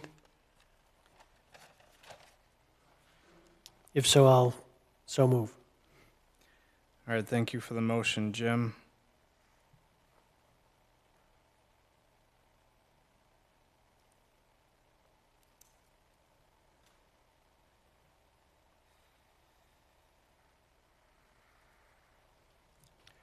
I'll second that. Second by Chris. Any discussion? Like I said, I'd just like to ask, the applicant obviously is growing weary, where we've all reviewed this. Is it appropriate to ask staff, do you feel like those bulleted items, we've met with enough discussion tonight, or do you think we should pull them up and kind of discuss them a little further to give the applicant a little bit more direction so we're not just delaying a discussion until the 16th? I think there will be changes to them ahead of that meeting. And based on some of the conversations tonight, I think I have good direction on sidewalk from the planning board. And I can have some conversations with the applicant offline. I'll defer to the applicant to see if Drew, if you guys have any, if you do want to review them. Otherwise, I think I have enough information to put them, and honestly, not a lot of them will change. Like, we will still have a final construction management plan to iron out any details. So it's, again, that's a post-approval activity, but we did want to have something as part of the planning board's approval to refer back to. So I'm all set with them, but if you guys want to go through, I'm not gonna stop you. Well, if we may, then I'd like to take this opportunity before we close it, just to think, some of my other board members, you know, there are, when we talk about the costs of sidewalks, there are burdens that are carried by all these neighbors, right? These neighbors have lived there, and whether or not the city should have paid already to put them in is their inadvertent impacts are going to be, you know, obviously traffic and activity. But, you know, if they want to age in place, their median home evaluation is going to go up pretty significantly. I mean, we've seen this developer's work before. He always has very high quality, high valued homes, right? Just by the nature of this being in their neighborhood, they are going to experience additional taxation, right? Their home value is going to go up. You know, to just blanketly come out and say, oh, it's a city's responsibility, and all of this revenue is coming in from these new homes. I just view that very difficult, because we basically put a stance forward that Saco doesn't want their citizens to age in place. You're creating pressure to push them out. If they're going to be subject to some of these impacts, what are they going to get to better their neighborhood?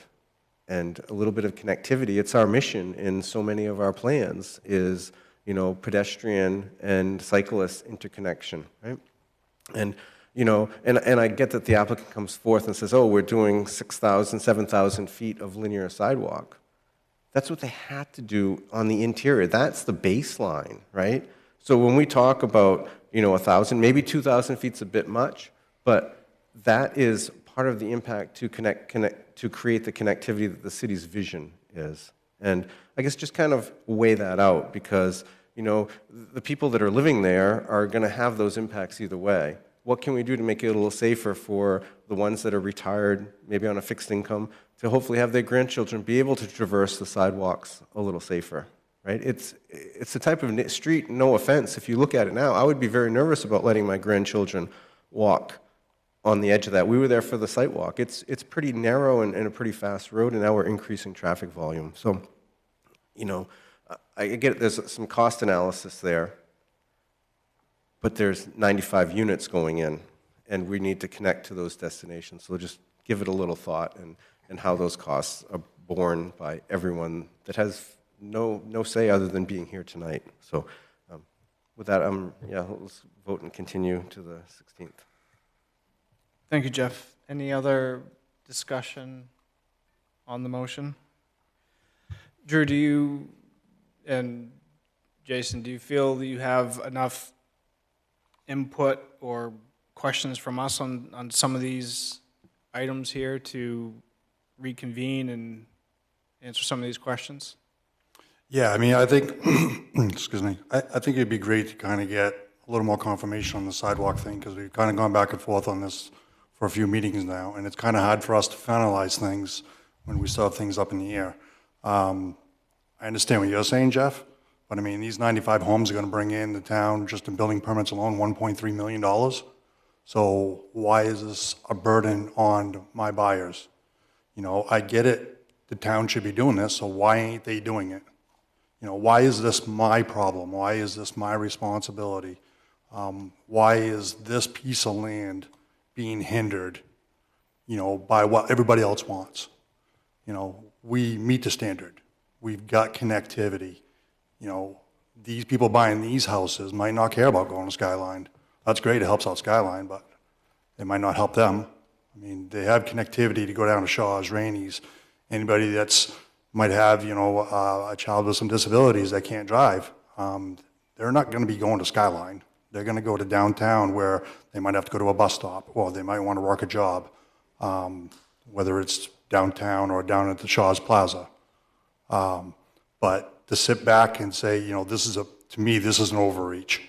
Okay, this is an overreach of power sitting there saying, well, this is what I want, and you should pay for it, and then pass that on to your buyers. When that's all I hear throughout all these towns is, what are you gonna do about affordability? So I'm always the bad guy. I'm always the bad guy where house pricing is so high, even though I'm $100,000 to $150,000 cheaper than everybody else for a great value home, because I try to keep my costs down. Because I'm not burning my buyers with this sidewalk infrastructure, which I know how the city's gonna be. It ain't just gonna be sidewalks. They're gonna want drainage included. They're gonna want curbing. They wanna shift manholes, underground culverts. This isn't gonna be a $250,000 project. This is gonna be a $500,000 project. I've already had these discussions with Public Works. So it doesn't just become a sidewalk. It becomes, we want you to rebuild half the road on Skyline because we want to redo all the drainage because over the last 20 years, we found that we could tweak it a little bit. And when it comes to my cost, they don't care. They want all the nines. When the city does it, we'll just do a sidewalk. We've seen it on Ferry Road. Okay, do you see any curbing on Ferry Road when they extended all the sidewalks down Ferry Road? No. Joe Laveria came up with two prices. Said sidewalk with curbing. It was triple the money. And what did the city council do? Said, we don't need curbing. We just want the sidewalks. But me as a developer, they make me do everything. So it ain't a $250,000 project. It's closer to a $600,000 project. So again, 94 homes. We're going to be over $1.3 million in building permits. If the city can't come up with the money for those sidewalks with just the building permits alone, never mind the tax revenue of $8,000 to $10,000 a home times 94 every single year, city needs to kind of look at their budget if they can't figure that one out. But it should not be on my buyers. This should be based on the city of Saco. This should have been put in years ago, and it hasn't. And it should not be the developer's responsibility, and it shouldn't be the buyers being hindered by this cost of it as well. So given that, before we go to the final in a couple of weeks, I'd like to have a vote on what the sidewalk thing is because we keep getting tossed back and forth with Charles trying to do the findings of facts, not showing what to write into it.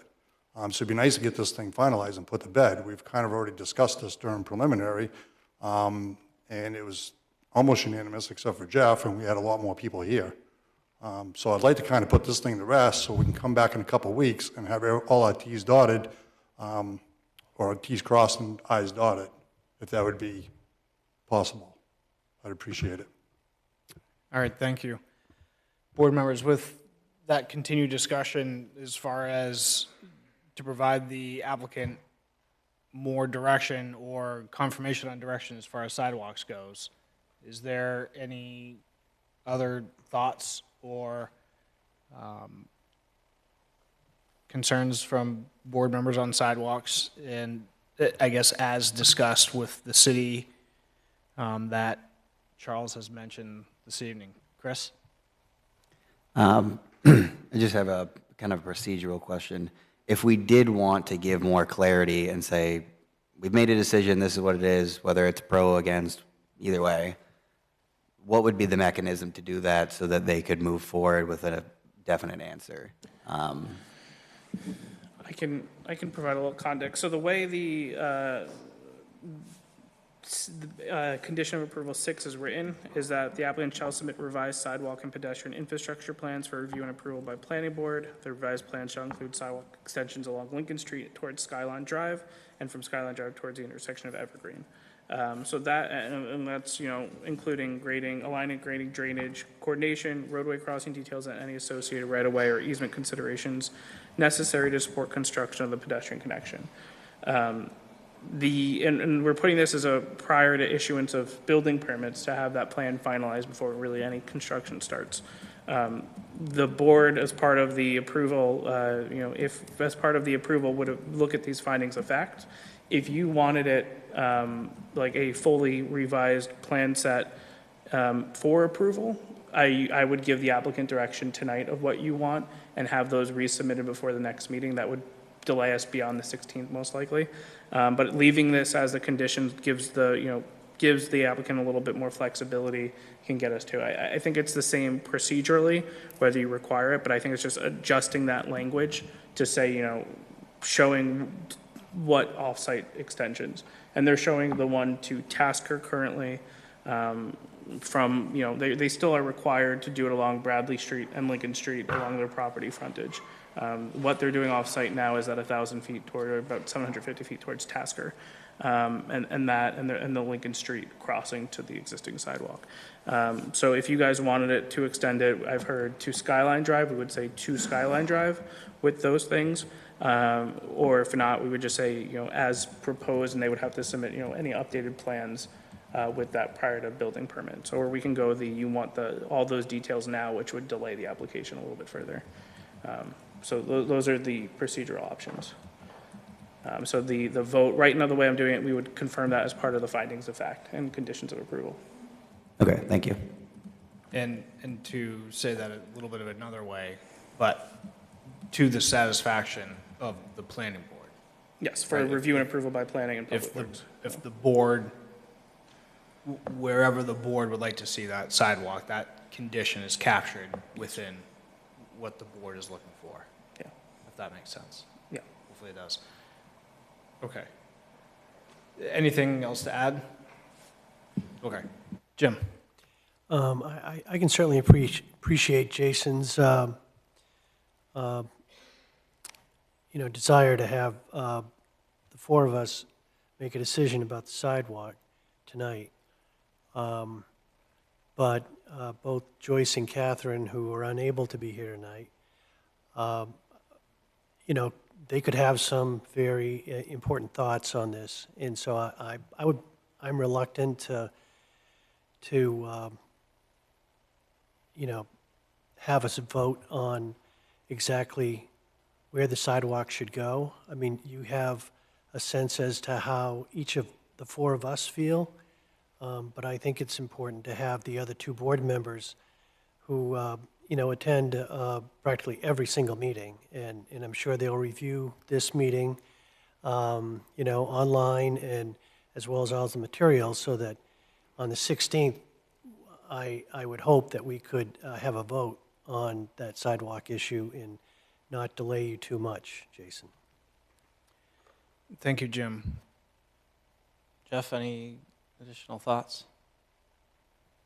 I agree. I think Jim has a very valid point. We have very active and insightful board members that aren't here this evening, and it would be beneficial. I mean, probably not so much to where my view stands, but I think for the applicant and the citizens to get the full board opinion would be appropriate.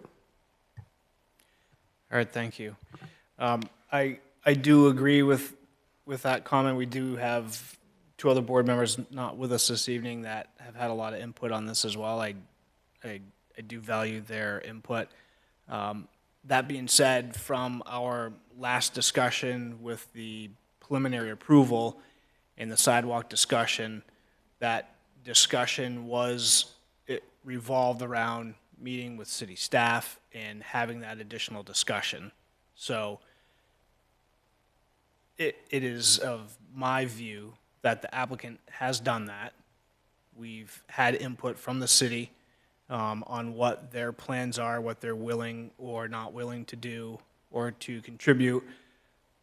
I feel that the applicants met that particular piece, so I'm not looking for the applicant to return with more sidewalk length for our next meeting. If we can discuss the sidewalk additionally, if our other board members would like, when we see you again, but I cannot give the direction to the applicant. I don't feel it's necessary to return with a full sidewalk design out to Evergreen. I agree with Jeff, the sidewalk out there, the intent of the city. I can't see that burden being this property, whomever it is. That just seems like that's too much. That's an unnecessary burden, I feel. I think this, the sidewalk as proposed, I'm content with it. I guess that's where I'm at. So I don't, and it sounds like from some of our board members here that we're not looking for you to return with a full design to Evergreen and saying that's what must happen. But does that help answer your question? It's a little bit gray, but maybe Yeah, a little bit darker or lighter. Yeah, I mean, this is basically what I was trying to avoid was, it's not very productive, like, I waited 6 weeks to come to this meeting, and then Public Works kind of throws this phasing thing at me at like 12 o'clock today, when we were hoping to have final approval tonight, which, so they've had 6 weeks to review all this material, then we get hindered with this phasing thing, which, okay, fine, whatever, so 2 more weeks. But I don't want to come back in 2 weeks and then be, well, we want you to go another 300 more feet down the road, and we need to see plans, and so therefore, we're not going to approve you tonight because now we need to see more information. It just keeps getting dragged out. It's like we just keep doing this, and it's like, what are we going to be another, every time, I got to pay Drew to come up here and change some plans around, it's another $2,000-3,000, so we need to make decisions.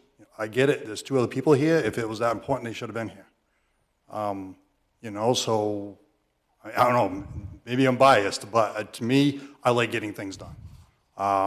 And I've already waited 6 weeks to come here today, and we literally had done nothing in 6 weeks because we've had no input for 6 weeks. And now here I am, and I still can't get input. So it's like, I need to move this project forward. It just doesn't make sense to be sitting still. We get nothing done sitting around doing nothing. So if you can, I'd like to get some decisions, please. I understand, thank you. So with that, any additional thoughts from board members? So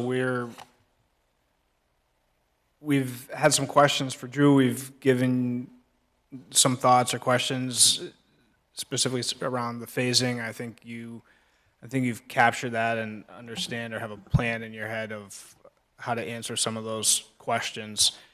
And I guess I'm going to say the direction, we're still under discussion of continuing to the 16th. And unless board members say otherwise, I guess the direction for the 16th is the board. I guess I have nothing more to add than the board right now, as of this evening, is not requesting the applicant to return with the sidewalk extending from the property line to Evergreen. I guess is that. I know, and we can vote on that if we'd like, if the board, if we'd like to, if Charles would agree. If the board would feel better on that, we can do that as well. I guess if the board would like to do that during our discussion, I think we should. I guess the right terminology maybe Charles would be to. So we have to suspend you would just withdraw the motion. Withdraw the motion. Very simple, Robert. And then we would and then someone would make a motion to. Right, and I think you guys have kind of gone both ways here, that you know, generally there's a different thoughts, there's a majority feeling that you don't want to extend it, and what I'm also hearing is that you also want to get the input from the other 2 members. As the conditions written today, we weren't going to be requiring submittals prior to, project approval for those designs. I think, regardless of how the extent of the sidewalks, we would still want to confirm and review those final sidewalk plans with Public Works. I don't believe we've had a review on that because we haven't really had, a final say on it. So that's why it's put in the conditions to finalize, so it's not additional work ahead of approval to keep the project moving forward. So you can, withdraw, make a decision tonight, but I don't think that vote holds much water because it's not, you're not approving the project. So I would recommend not voting on anything tonight. I think you have there's good direction for at least city staff to update these findings, which is what I think Jeff originally had this discussion on. And I can update the language to reflect, the majority of the board present. And then that can be, that the approval mechanism, at least for the sidewalks. And I can, summarize our conversation on it in the memo, similar to how I put the staff recommendation in tonight.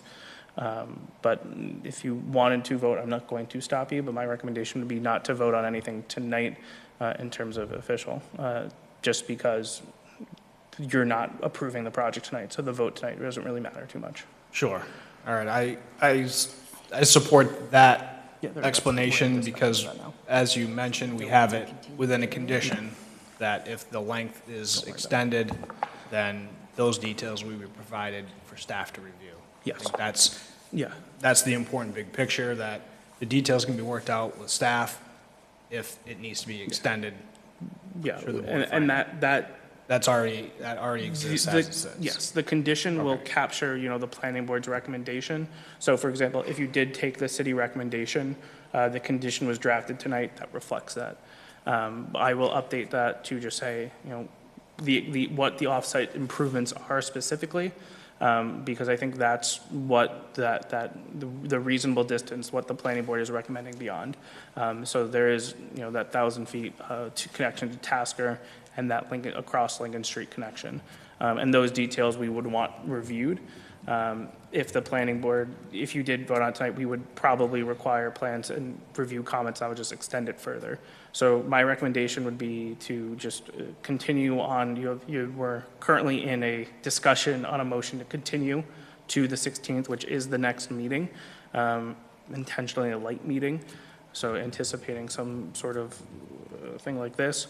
I will update the findings of fact to reflect our conversation tonight and any submission that we receive from the applicant team.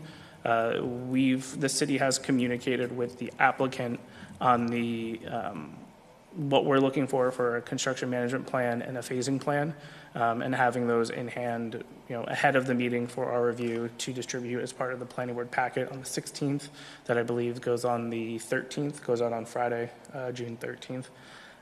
So I'm comfortable with just, holding off on that, doing that as a part of final approval through that condition. Otherwise, we're going to be in a situation where you're voting on something tonight, but you're also voting on something in 2 weeks potentially.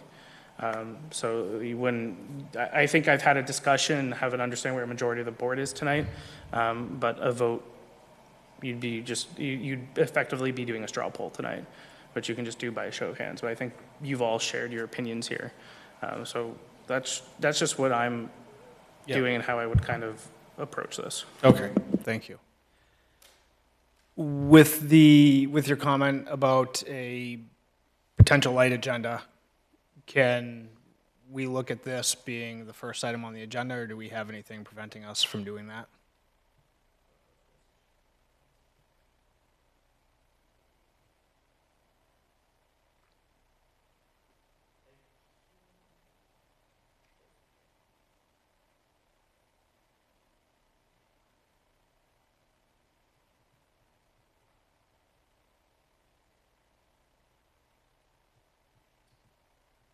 We already continued something to be first on that agenda. So this I would just continue it to the meeting. Okay. And it'll be on the agenda, and it may be sooner depending on, later conversations tonight. Okay, thank you. Any additional discussion on the motion to continue to the 16th? Jeff? Let's get the full board here. And our job is to be evaluating these ordinances and standards, and I get it, we have a difference of opinion what a reasonable distance is, right? And that's normal in the process. But we're also here to represent and protect the citizens that are already living, making a home here.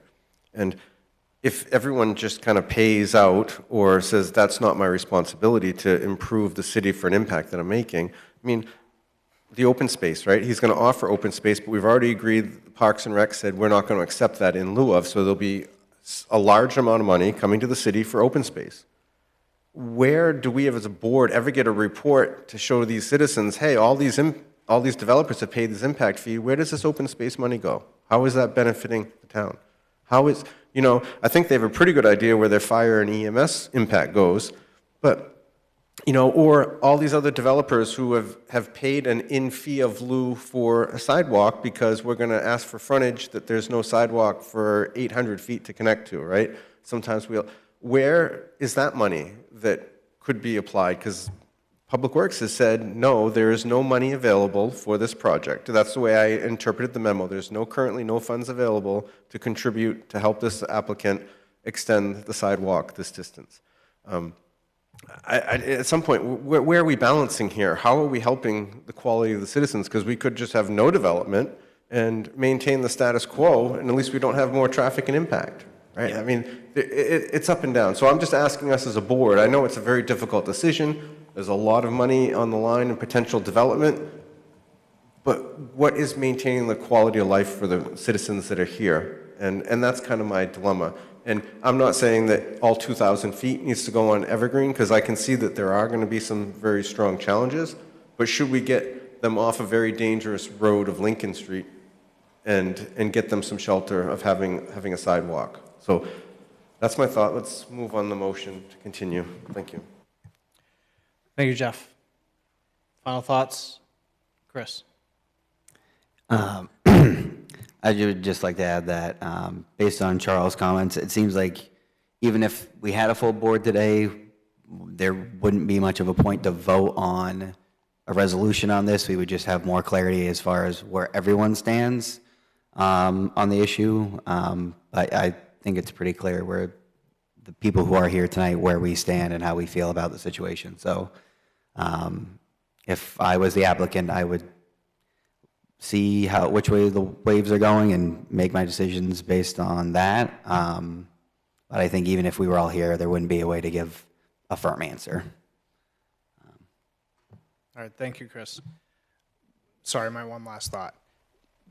Drew, do you or Charles, do you know what the open space fee was off the top of your head? Not off the top of my head, no, but just in generally what I would have responded, our impact fees are very specifically in our ordinance about how they're, what they're used for. The tracking of the impact fees, sorry, excuse me? No, I was just going to say they're tied to a use. Yeah, they're outlined in our ordinance. The tracking and reporting, I think, is a, separate issue from the application at hand, but nonetheless, not saying it's not important. Some of the other things, existing money is, I think, there's a lot of, valuable conversation and discussions to have there. I just don't think they generally pertain to this application.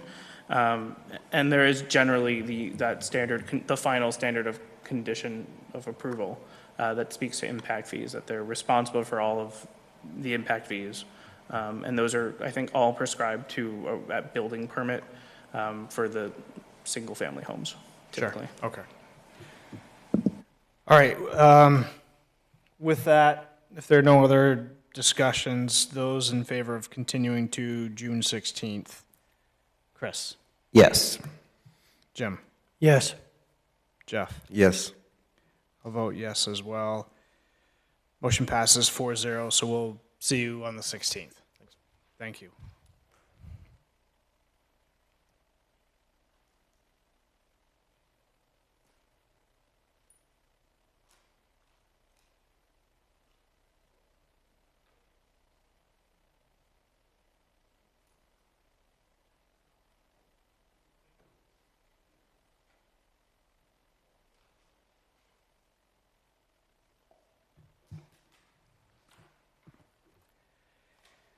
All right, continuing along with our agenda this evening, our next item is application of completeness review for final subdivision for 42 Ferry Road. This is map 22, lot 34. And this is for the creation of 25 residential units in the medium-density residential zoning district. Charles, anything to add on this item before we begin? No, the only thing to add that is not included in the application materials that I did receive the CMP capacity to serve letter. So that was received. I just failed to include it, so my apologies. All right, thank you. Board members, any questions for staff before we begin? Any conflicts or disclosures? All right, and with that, we'll turn it over to the applicant.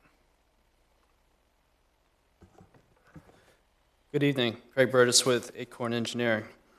The plans that were presented as part of the final subdivision application Really didn't change a whole lot compared to what the board reviewed during the preliminary step of this project.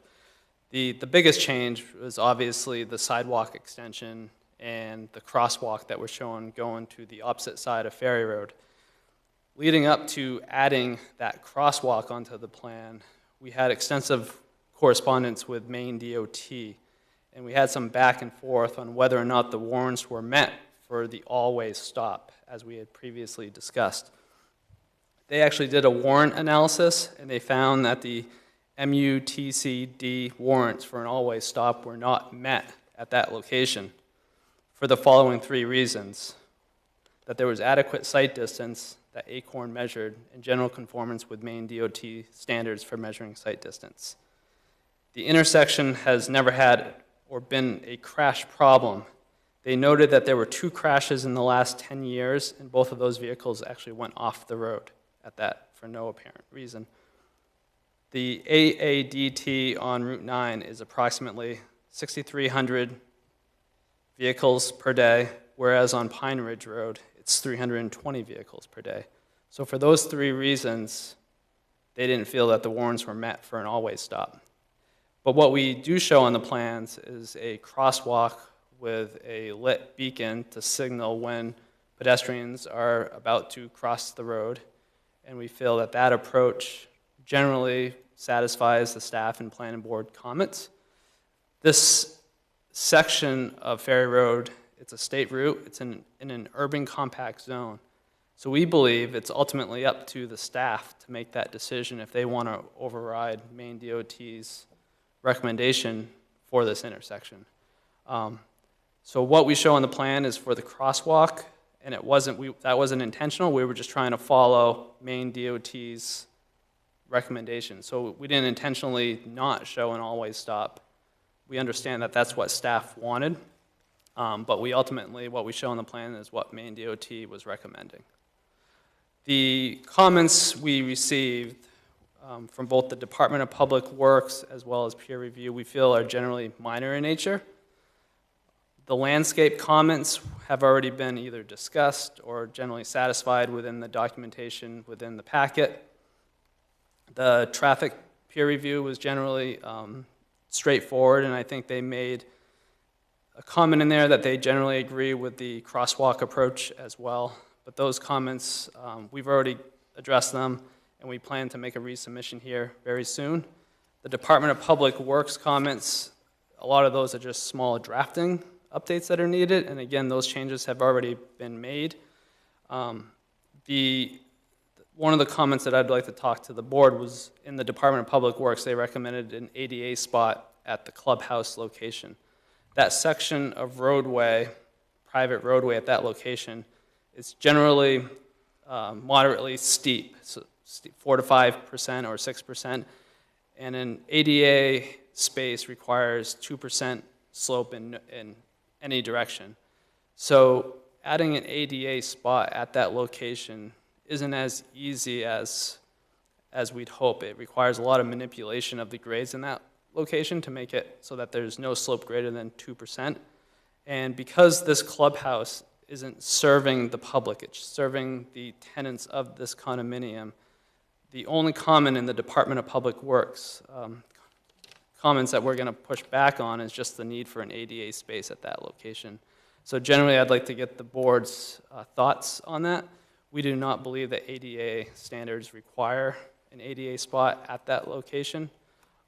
There will be generally the other guest spots within this condominium meet ADA requirements, or there's the one location on the first private road where no slope is greater than 2%.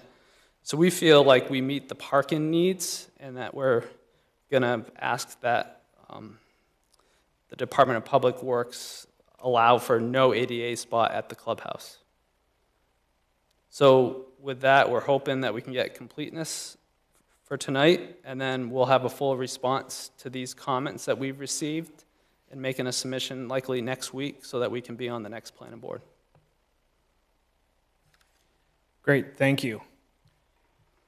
Board members, any questions for the applicant on completeness? I guess, Craig, I agree with your determination that an ADA spot would not be required for the reasons you said, private facility here and development. That being said, is it possible to get a sidewalk tip down anywhere in there for convenience? So while you wouldn't have an official ADA spot, if there's an opportunity to create an access in that area to that sidewalk with a wheelchair, and Yeah, that's just a thought. I don't feel that's part of completeness, but while we were thinking and talking about it, I don't see that ADA spot as a completeness requirement. Just thinking out loud. Yeah, we could make that accommodation. And then the stop, as far as the stop, that was the discussion at Old Orchard Road, right? For the always stop, or were you talking about always stop at Pine Ridge? It was at the Pine Ridge and Ferry Road intersection. All right. And then you talked about a raised, how did you word that, a raised apron or a raised sidewalk? It's not going to be raised crossing? It's not going to be a raised crosswalk, a standard crosswalk painting with the lit beacons. Okay, lit beacons. Okay, I thought I heard lip beacon, and that's why I was thinking raised. Okay. You answered my questions. Any other thoughts from board members, Jim? Just curious, there's a waiver being requested, and I guess we don't deal with that at application completeness, but that would be done later in the process, right? Charles? I believe the planning board voted that. Yeah, you would need to waive that standard for final subdivision as well, because you waived it for preliminary, and it would be waived for final. But that's done later? Yes. It's not an application completeness issue? No, they're not requesting any waivers to the application submittals. Okay. No, thank you. That's all I had, Mr. Chair. Great, thank you, Jim. Any other thoughts, Jeff? So, Mr. Chair, I know there was a public comment about trees of significance, 24 inches at breast height. I noticed that the peer review kind of commented on that, documenting it. I'm a little bit confused, Charles. I would assume that she must have had their sheet C03, and it clearly shows to me that they mapped. I'm not sure if they were determined by a licensed forester, but I mean, I think they're pretty good about determining, a 24-inch diameter at breast height. It's like 7 trees. And most of them, are in the removal area, but they're not on the boundary. I was just wondering, could that have just been something that Ms. Leonard overlooked, didn't see it on the form? But, I mean, she would have had the option. She got the same packet we do, correct? Same material. Yes, okay. Thank you.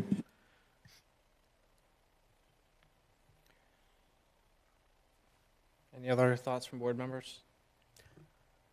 I agree. I thought that was a peculiar comment because we've seen that drawing quite a few times. Several times, and at the same time, Ms. Leonard is usually extremely detailed, so it seemed a little bit peculiar to me, but I feel like that standard's been met, and as I look at this, all those trees of significance are quite a ways away from the property lines and worrying about, they're marked that they'll be removed.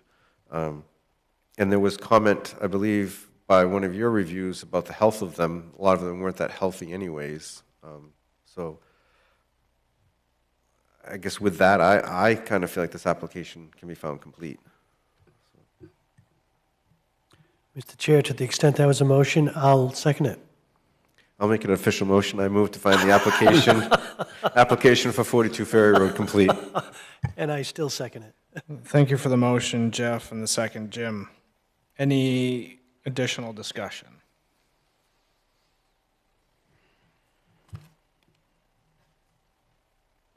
All right, those in favor, Chris? Yes. Jim? Yes. Jeff? Yes. I'll vote yes as well. Motion passes 4-0.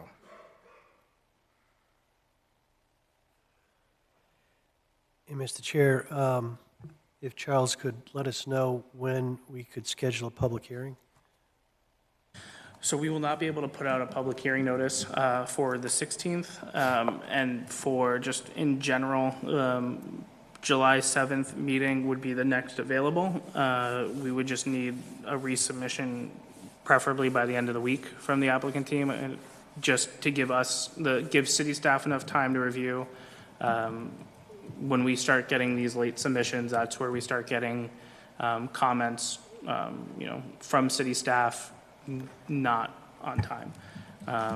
And that's causing kind of an issue. Then we're in a delay where we don't have applicant to respond. So we would ideally we can schedule for the 7th, but we would really need a response next week in order to have it. So like if we didn't have an applicant response to the next round of comments for the next planning board meeting, then we're not going to probably not even consider findings of fact or drafting conditions of approval, just because we wouldn't have applicant response to comments. So it would be unlikely. So it's just trying to keep things on track. We can shoot for the 7th and do that, but if we don't have enough time, and it's kind of something we've been working on. So I'm just putting that here. I have more to share on that later. But we can shoot for the 7th, but staff won't have enough time to review the project, give it to the applicant, give the applicant a chance to do a final response to comments ahead of the July 7th meeting. And just hearing from previous comments tonight about avoiding comments at the last minute, if we did on the 7th, we would want a submission by this Friday, which is about a month ahead of the meeting. So 2 weeks for review, 2 weeks for resubmission. Otherwise, we would move it to the July 21st meeting. Mr. Chair, maybe ask the applicant, I don't know how much effort you'd need to put in to try to get things done by Friday, but would it be easier to simply have the public hearing on the 21st of July to make sure that there's enough time for all the back and forth between you and the staff? Craig?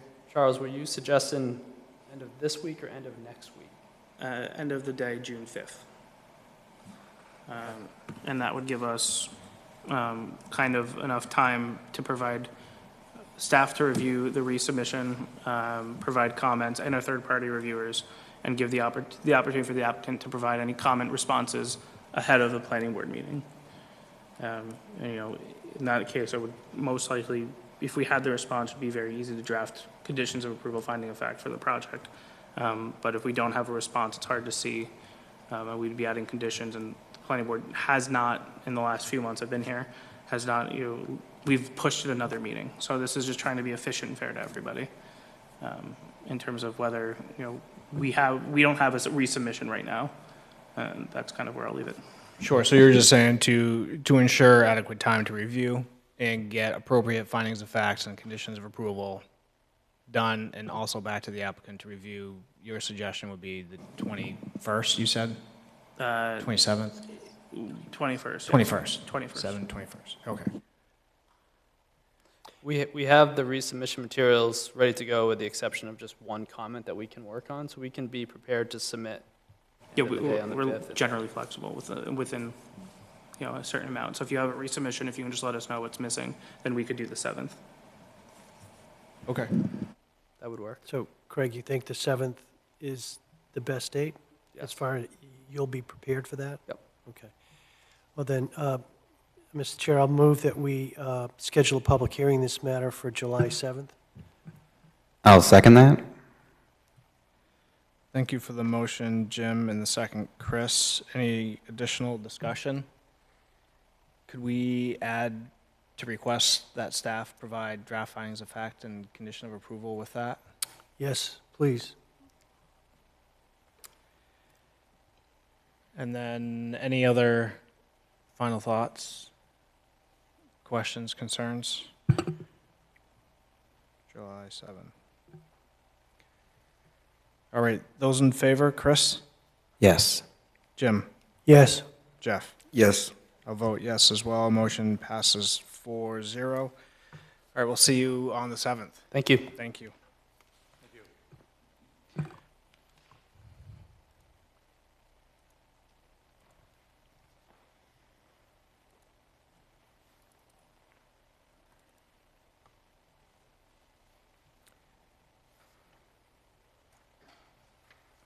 Chair, could we maybe take 5 minutes for recess? Sure, yeah, let's take a 5-minute intermission before we begin the next item.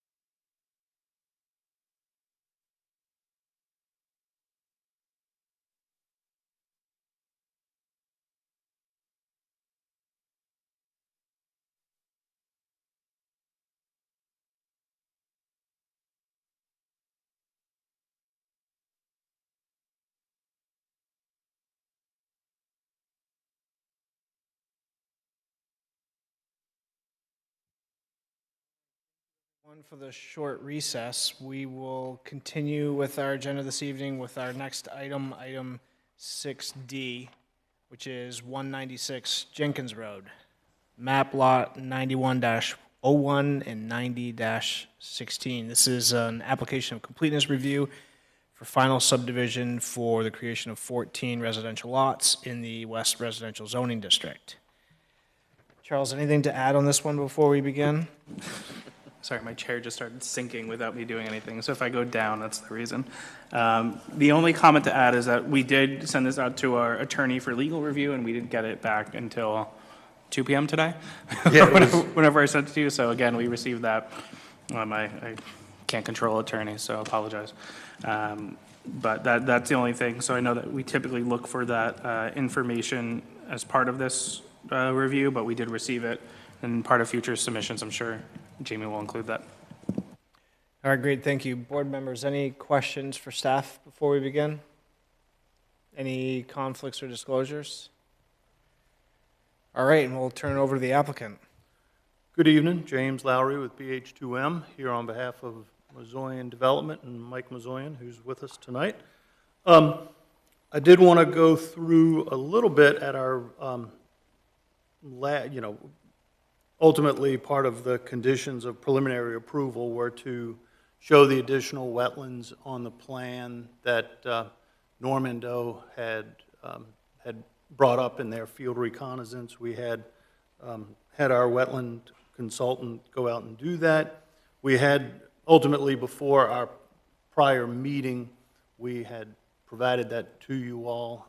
We talked about it a little bit on the plan. And at that time, we were under the impression that the U.S. Army Corps of Engineers still had a 5,000 square foot compensation threshold for wetland impacts. Ultimately, earlier this year, they lowered that to 1/10 of an acre, and that additional 385 square foot wetland that was right in front of, I think it was lot 5, caused us, which we were, were going to impact, caused us to trip over from 4,143 square feet up over that 1/10 of an acre threshold. So through all that, we coordinated with the city engineer, city staff, reworked the impacts associated with the underdrain soil filter between lots 4 and 5 to pull that overall amount down to what it was when we had originally proposed or designed and submitted our core and got our core permit back in the end of 2025. So I think, despite a little bit of back and forth with Charles and Adam, hopefully, based on my conversations with the Corps, because that permit is in place, the values aren't the same. We've provided them updated documentation. That existing permit can still be in effect on that. But just wanted to make you aware of some of that little bit of change to that. Probably is nothing that's even very noticeable on the plan. It was, like I said, only accommodating that basin to reduce those wetland impacts in that area by about 385 square feet. So pretty minor. And we did all that, maintained our water quality volumes and flood control, requirements through the of that basin. We've also since we submitted our final subdivision application, received comments from R.S. Leonard, Landscape Architecture. We provided you all with a response to those comments a week or so ago. That would have been an exhibit, aerial exhibit, and an updated landscaping plan that was supplemental to the final application materials that were submitted back in April.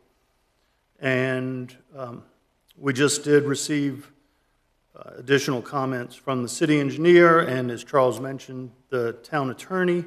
We are working, likely will have responses to both of those by the end of the week. A couple of revisions on the subdivision plan, addressing some comments from Adam on grading at the end, right at the intersection of where Jenkins Road comes out.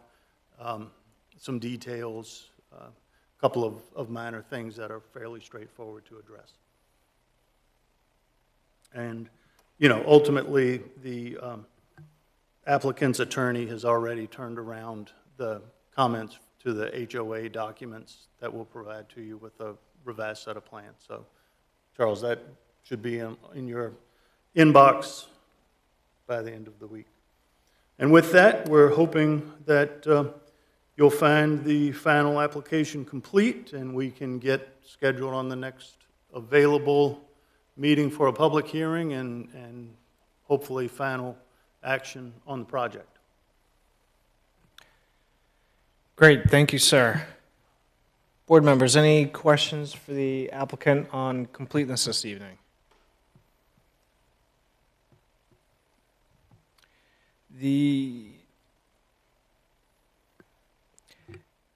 I get my only comment, I think, is it's not on completeness, but I saw your responses on the landscape.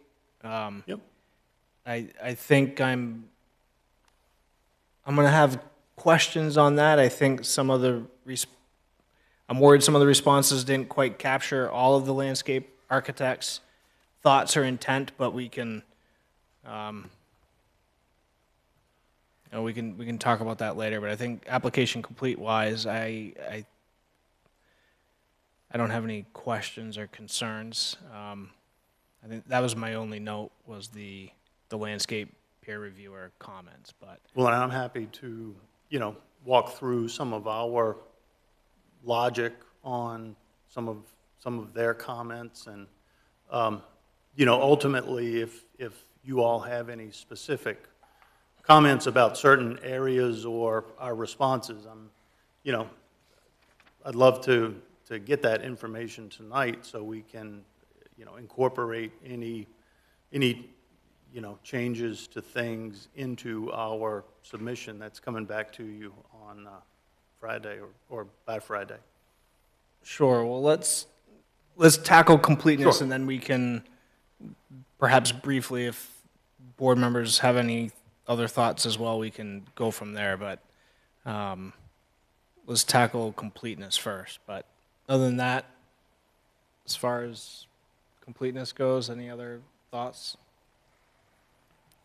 Mr. Chair, with that, I would move that we find the final subdivision application for 196 Jenkins Road complete. Second. Thank you for the motion, Jeff, and the second, Jim. Any additional discussion on that motion? All right, those in favor. Chris? Yes. Jim? Yes. Jeff? Yes. I'll vote yes as well. Motion passes 4-0. And Charles, when's the next opportunity that we could see this application for public hearing? I'm hesitant to say July 7th because we do have that resubmission in hand. We have 3 public hearings and findings of fact and conditions of approval requested. And those are 3 significant projects. I think it would be best to go to the 21st of July. And this will be the first application by default on that application, on that planning board meeting. But the 7th looks a little hectic and busy, and I do not believe we would be able to get through all 4 applications. All right, thank you. So July 21st. Yes. Mr. Chair, I'll move that we schedule a public hearing in this matter for July 21st. I'll second that. Thank you for the motion, Jim, and the second, Chris. Any additional discussion on scheduling the public hearing for this item on July 21st? All right, those in favor? Could I be part of that discussion? Sure. We were, I mean, ultimately hoping to get things submitted back to Charles and get on to the June 16th agenda, and, you know. We just can't schedule a public hearing. Yeah. Per your comments on other projects, I get that, but so, you know, ultimately, you know, even, I know it could be a busy agenda, but this project has been out there for a bit, and would really appreciate the potential to be on for the 7th, I believe it was, and then, you know, if it were to be continued to the later date, you know, we could understand that, but not having that potential is just a further delay. Okay. So, Charles, with the applicant's request here, I guess as far as staff goes, I mean, I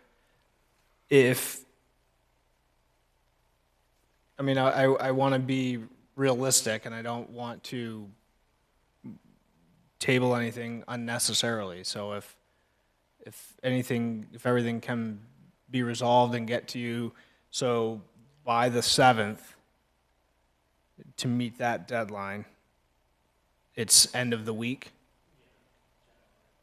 So any additional material, any outstanding material would need to be submitted to Charles for this week, end of this week. Yep, understood. So, I guess with that, board members, with the applicant's request, I guess entertaining the July 7th, any reconsideration for that? If, Mr. Chair, if I can just ask the applicant, I mean, we certainly don't want to hold you up. Yep. One, you know, if you have all your I's dotted and T's crossed, the hope would be that there'd be findings of fact, conditions of approval, all that be laid out. We could, you know, move very quickly and vote on all this. I mean, if you think that you can get all that done, and we have to be very hopeful that the city staff can accommodate that too, because otherwise you get pushed out to the 21st anyway, right? And if we schedule a public hearing, the other thing I think about, so I just want you to be aware, when we schedule a public hearing, members of the public are going to show up. They very well may. We don't know. But if you're at the end of this July 7th meeting and there's a lot of people waiting, it's not very fair to them either to have sat through a whole evening and then find out that it's got to be tabled to the 21st. So, I mean, if you're absolutely certain that July 7th is important to you, then I'll withdraw my motion and push it to, you know, July 7th instead, but I'm not to cut you off, Jim, but I have to be a little honest. For applications to get findings of fact drafted, that's a tall order for staff. We have one person, myself, doing project development review right now. On top of that, we're already having issues with our review cycles that we're looking at, and adding a fourth project into that for ahead of July 7th. It's difficult. There's a lot of demand on staff, not just planning, public works. We're in the summer. There's a lot of other projects and events going on, a lot of staff absences, and this is no fault to the applicant. I think, you know, Jamie and Mike have a really, you know, strong team. Not to put my foot down here, but it would be really difficult to have a very thorough review, and with 3 projects already for that meeting, I think it'd be tough. And just, again, not putting this on the applicant. I think just realistically speaking, staff would prefer the 21st. Just for that, it would be a long night anyway. Not that you guys can't get through it, but the weeks leading up to that would be difficult. And I think just looking at our slate of projects for that night. Yeah, no, I understand. Thank you, Charles. I was just going through my notes as well, and just from what we've talked about previously with the other departments, I'm concerned. I don't want to I don't want to push it back anyway. So if we can plan on that, that creates relief from staff and focus. So that's Chris. Yeah, even if Charles could get everything perfectly dotted in on the city side of things, frankly, I think we would struggle to get to your application with all the other things we have on the docket that night, especially where we have multiple public hearings. It could be something where we have no one from the public show up, or we could have 100 people show up, you know. So I just would hate, to Jim's point, that, you know, people who care about your project come, they have the intention to speak, they sit here all night, doesn't end up happening, and then they have to wait again. It'd be a question for the city, but I don't know if we do push you, if that gives enough time to do notice to extend the public hearing for the 21st. I would think you're probably your best bet to get it done with, obviously, there's no guarantees, would be just to shoot for the 21st. That way, there's enough time in the night, the city has enough time to do their bit, and there's not, oh, well, we missed this, now we got to push it anyway. Because even if we get to it, if we can't get through the whole thing, you're just going to get pushed anyway. But yeah. All right, thank you. Well, with that, Mr. Chair, I'm sorry to the applicant. I want to hold to the July 21st date for the public hearing. Would you consider, I know it's by default, but they've been patient, and they're willing to even spend money to sit here on the 7th. Could you just make it that they are absolutely the first item on the agenda, so that if we have something that happens on the 7th, that they cannot be bumped from the first spot on the 21st? Oh, absolutely. That's a fair request, Jeff, and so I'll amend my motion to include that they be the first item on the July 21st date. I'll amend my second. Great, thank you, Jim and Chris. Then also for discussion, are we going to ask for draft findings of facts and conditions of approval as well for that meeting? Yes, please. Great, thank you. All right, with that, those in favor, Chris? Yes. Jim? Yes. Jeff? Yes. I'll vote yes as well. Motion passes 4-0. So What was that date, the July 21st. 21st? Yes. Okay. Thank you for your consideration. Thank you. Thank you for staying with us. And briefly, my thought and concern was the comment on the landscaping, trees 188-806. Was it that section? I'm sorry. I'm sorry, it was 188-711. Buffers, and then buffer C, buffer guidelines. Add vegetation as required to provide consistent natural or planted buffer along the southern boundaries of lots 7, 8, 10, and 14. I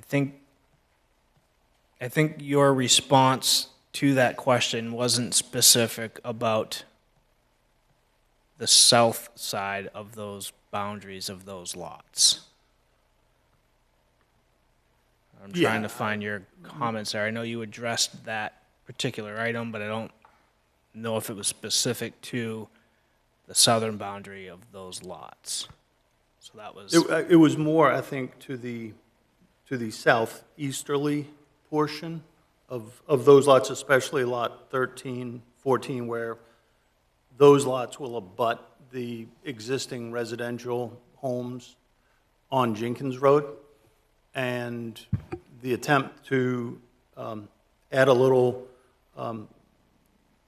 more buffer with our limit of clearing along lot 13 and most of 14, except for where you get down in that corner where we had some lot grading proposed. And, ultimately to provide the aerial exhibit that helps with a visual of the, existing woodland that is along that buffer behind those, fairly well-established residential homes there. It's not a incompatible type of use or anything like that that you may deal with sometimes, and ultimately tried to provide that at least 10 feet along through there, except for that one small section. And then, we also had gone out and identified, I walked the property line from lot 10 around to the limit of the wetland back on lot 13 to identify any significant trees, and have showed those on the plans. All right, thank you. Because we're not in a public hearing, I don't want to go too far, but that was one of the items that jumped out at me as, of course, because the third-party reviewer has not had a chance to review the applicant's response to that. Is that correct, Charles? Yeah, I don't think there's been no resubmission yet. Sure, okay. So maybe board members, any other thoughts if we were to give the applicant direction on maybe some thoughts we might have that we might bring up at our next meeting? Well, Mr. Chair, if I may, when I read that peer review, I seem to remember very specifically, we went on a site walk, that was like a very dense new growth area. I don't know if there had been like a clearing that took place or some storm damage, but that area of 14, I mean, is super dense, and it was, we almost had a hard time following the property line that was very well marked, right, just because it was so dense.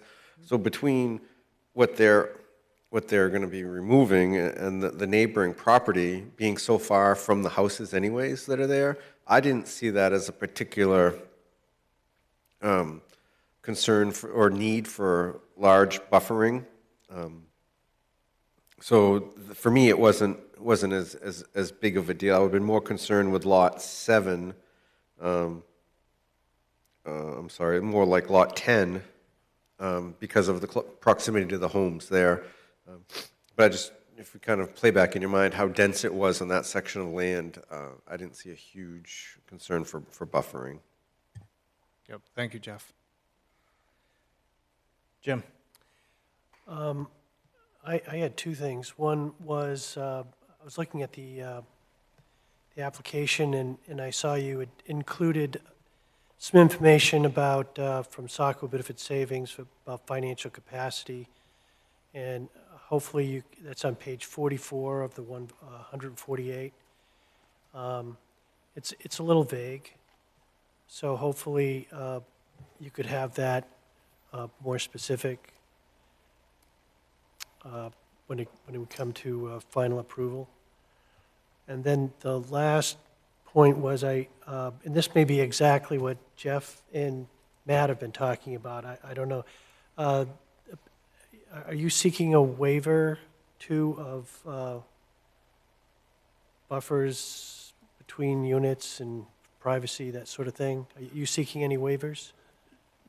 No, I don't know if I was seeking a waiver to that, but when I read the ordinance language, it referred to, I think, a 20-foot buffer to some regard between the residences or the uses. So my interpretation of it was that, it wouldn't necessarily all have to fall on the applicant's parcel, and ultimately what we tried to do was extend our tree line as much as we could to be able to preserve, the 10 feet around the perimeter to the extent practicable, and then, highlight that there is an existing, quite a bit of an existing wooded area between any proposed homes and any existing homes.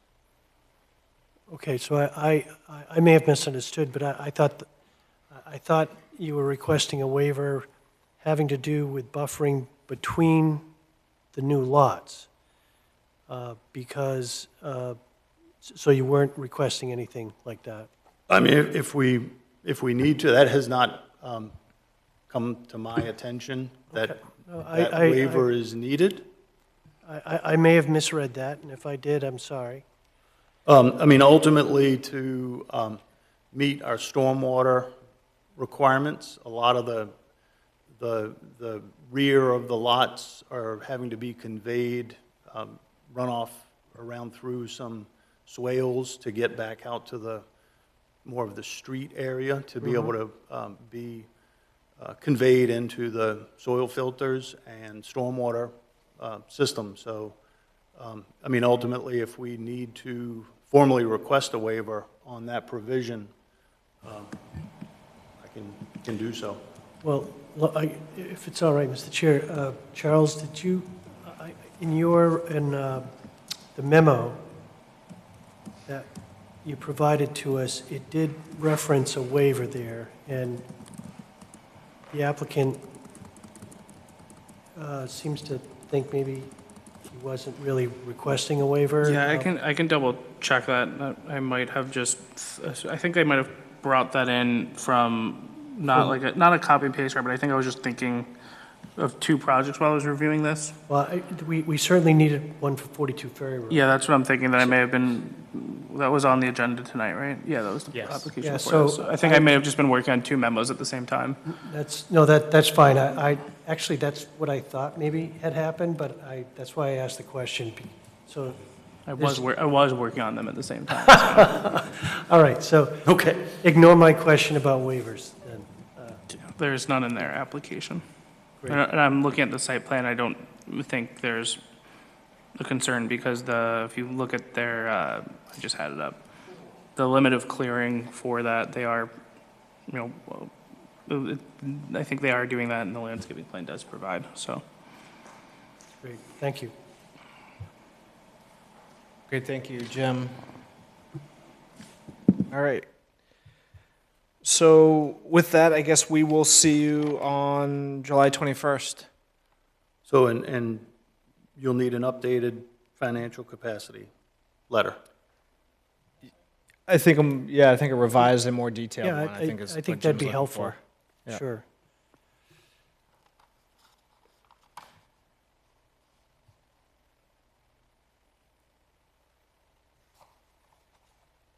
Okay. Great. Thank you all. Thank you, sir.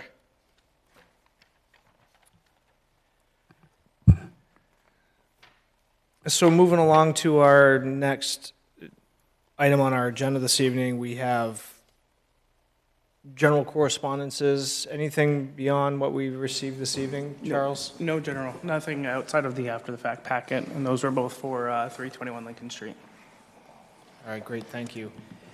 And then our next item, briefly here, we have, you provided our planning board SOP update for us to review here, and if the board would like, we can discuss that, or we can, with no hard deadline on that, we could table that to our next discussion when we have the remaining of our board members, if we like, or we can take up a few comments or discuss it this evening if you'd like. Anyone?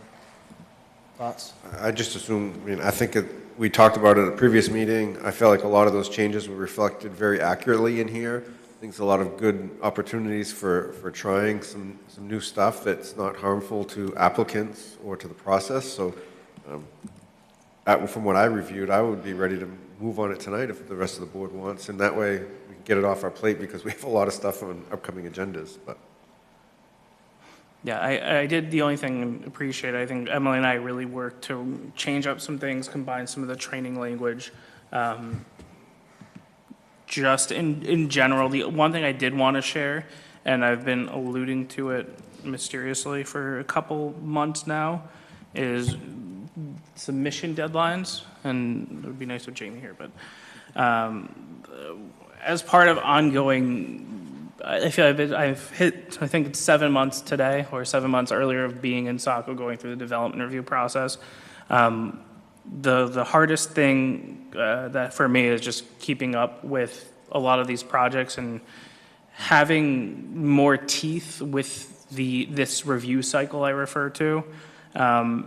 is probably one of the biggest things that we're lacking. So like we have people requesting when the next meeting is. But what I've also realized is when we don't have applicants responding to comments, let me start over. Working backwards from a planning board meeting, I think it's everyone's preference to have the most up-to-date comments from the applicant responding to comments from the city. If we post a packet on Friday, we need at least 2 days to evaluate it. We're not going to do a full review of the resubmittal material. I think they can speak for themselves. But what is preferable for me is putting those dates down. And I think if you look at tonight's meeting, June 2nd, for example, we posted the packet on Friday, May 29th. There were some documents that came in the evening of the 27th that I dated the 28th. But we try to provide comments by May 15th. And that's dependent on applicants providing their submission by May 1st. So that gives city staff 2 weeks to review a project. And when I say 2 weeks to review a project, what I was talking to earlier, we have 3 projects. 2 projects is already pushing it for a lot of our reviewers. It's a lot of effort to review these. Third-party reviewers get paid to do it more specifically, but for Public Works, it's a good example. This time of year, they're working on a bunch of different projects. There's other priorities, there's other needs. And if we have 5 projects going to a planning board meeting, you have a small team reviewing a lot of work, and then putting together these packets, especially if they've become, more complex. You look at the 321 Lincoln memo. I think those have been generally helpful in, providing you guys. I've heard a lot of comments about parsing through 800 pages worth of application material, and truthfully, like going through the HydroCAD models, we split it up through third-party reviews, so it's a little bit easier for us to digest that. But putting together multiple memos, not having it, I think having this timeline, and I've been loosely doing this with some applicants and telling them like, hey, if I don't have this, I'm going to have to move you. But really formalizing it as part of the planning board, setting the schedule, having it be part of like all of our processes. So it starts with the planning board, goes to the applicant, goes to the staff. Obviously, it's an imperfect world. We may have absences, we might have delays. A lot of our applicants and I have been going back and forth, so sometimes I get comments, at 3 p.m. Friday because somebody was off on Thursday, and I don't send them out until Monday, so they lose a day. But generally, the applicant submission, this kind of review cycle is helpful and beneficial to everybody. And talking with a lot of our applicants, having clear expectations will make it a lot easier for when we look to, for example, as we move application completeness to consent, having it saying like, well, they need to resubmit. If you don't have it by July 10th, you're not going to get on the August 11th planning board meeting. That may seem like a lot, but it's really intent. There's a lot of intent, and this is a very common practice for a lot of development review across the country. Some projects will, shoot to aim for a, larger subdivision. Some places take 50 days, 5 months. This is kind of framing us to get through application submittal, or application completeness rather, to planning board approval in 10 to 12 weeks, depending on project, obviously. There are some larger projects that might take 3 or 4 planning board meetings to adjudicate. That might take 3 to 4 months. For me, that's fine as long as every time we're improving. We're giving good feedback. We're gaining ground each time. That's really helpful. But it really starts becoming difficult when we're sending out city comments May 28th for a packet that's due on the 29th. And that's not fair to the applicant, frustrates the applicant. And we did see that tonight, but we also saw the other side of it with having a complete, I know it was for application completeness, but 196 Jenkins did have, that response ahead of time. They had a little bit more time given, but being able to put different applications on this review cycle is something that really easy and can really make, I think, a more efficient, comprehensive process without really straining the system, the applicants, and to a certain extent to the planning board. I think it makes your lives a little bit easier when we can have a more thorough review. I agree, and I like having this, and just so board members know, I've been advocating and pushing that we get more than 3 days to review. So the more complete and thorough applications we can get, the more efficient we can be in reviewing it. I agree, making sure staff has adequate and appropriate time, I think is important. I think the next thing I'm gonna try to push for is more than 3 days over the weekend for the board to get. I know it, I'm gonna say a week, or I think I'm gonna start with a week and negotiate down to like a Wednesday. But I think that's, I'm kind of teeing us up for preparing for that change, because for me, it's going into my spreadsheet that holds this, dragging down the packet date, or just changing that number, and everything else will change. Setting the standards for a cycle, and I think we can tackle bit by bit. I think one thing that we're looking at is 2 weeks enough time for city staff? Is 12 days enough time for applicants to respond? I am taking a larger look at the development review process this summer once a few other things get tackled.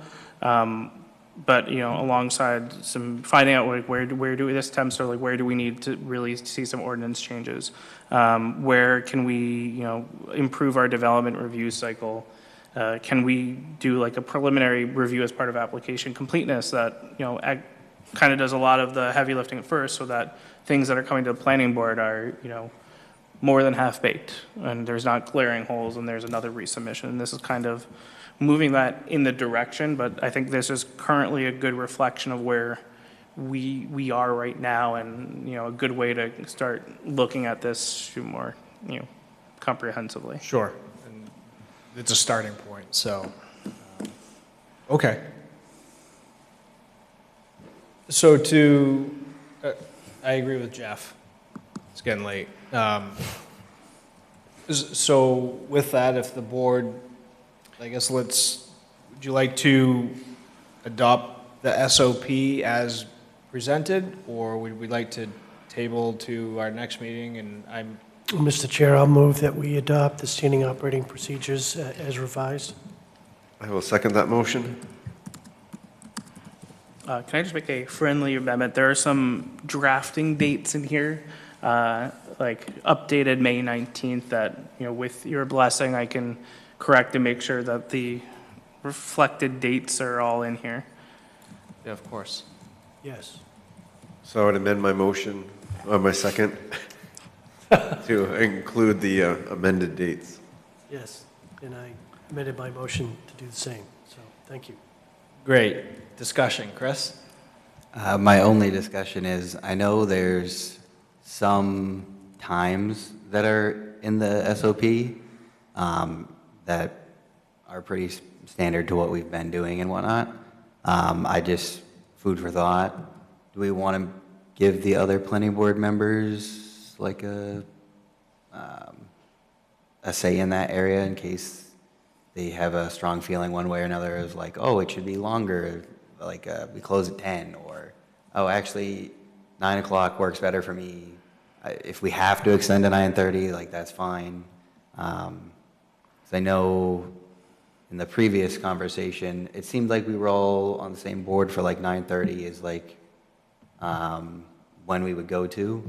But it seemed like there might have been a little bit more flexibility of like, it seemed like everyone was agreed we need to have like a hard cutoff. Like it couldn't just be, well, let's go till 2 in the morning because we feel like it type of deal. But that was my only thought, was if we wanted to have everybody here for that sake of it, the rest of it I feel like we pretty much all agreed on and talked about to a firm degree.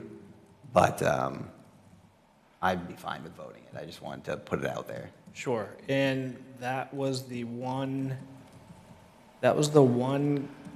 thought I had in common as well, but I found that in I think Charles moved it from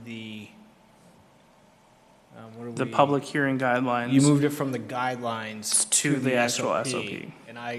And that caught my attention as well, but that time is in there, and worded like Joyce had said, so I believe we have it captured what some of our other board members had thought, so I think I'm content. I think we've captured everything that we all talked about as a collective at our last meeting, so it's, okay. Any other thoughts? All right, with that, those in favor, Chris? Yes. Jim? Yes. Jeff? Yes. I'll vote yes as well. Motion passes 4-0.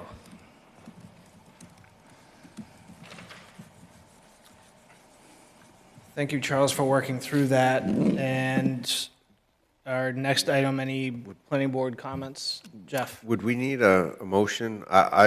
I've been advocating, like you, for a long time for those firm cutoff dates. Do we want to adopt that schedule for 2026, or are you able to just implement it? It's adopted. Okay. I just wanted to show it to you because I didn't attach it as part of that. But it was in there and I just didn't provide it. I didn't see it, but I think it's great, and I think setting those Yeah. firm lines for applicants is important, so great. Mr. Chair, do we need to also adopt the revised public hearing guidelines? It's all part of it. Oh, it is? Because Okay. I moved it as an attachment to Okay, the SOP. great, thank you. Chris? Just kind of a general question about things. I heard that in Gorham, they had like 100 people show up because of the whole thing they're doing with Amazon over there for a planning board meeting. And obviously, no surprise, the vast majority of people were there to talk against it. Do we have like a process of what we would do in a situation like that? So I have experience with controversial projects and a lot of public comment. What we would do now is set like, so today, if we came in and had public comment, we were still going at 9 o'clock, my alarm would go off, my every 9 o'clock on Tuesday alarm, and I will say, hey, we would set an end time, and at that point, that item would end, and it would be continued. Right now, at that time is just pushed to 10 o'clock, and it's the same thing. You guys would say, hey, we're gonna adjourn before this, we're gonna set a time, you can keep go, right now you have the ability to say, hey, we've had 40 people speak since 7:30 or 6 o'clock. Yeah. But now we have 2 more people, it gives you a little bit more flexibility. In the event of a, more contentious project, staff would probably not have as heavy as an agenda. That's why I try to kind of take the temperature of the room before it even gets to the planning board to see what the public feedback is. And I think all of us, for a project like the one in Gorham, but, I've had plenty in previous roles that, I've stayed until 11, 12, sometimes later, been on the board and for some controversial stuff. So there is the flexibility now, and you take it project by project, but in that event, you just hear everybody, and if time runs out, you continue it, and you would ask, for folks at the next meeting to, if you spoke at the last meeting, this would be for new people, and we would kind of go back and make a list of, be a little bit more complex, but if the planning board did a cutoff, we would continue it to the next meeting. And in that event, I'd probably recommend saying, like, we would take new comment first, but it's a little bit more nuanced case by case.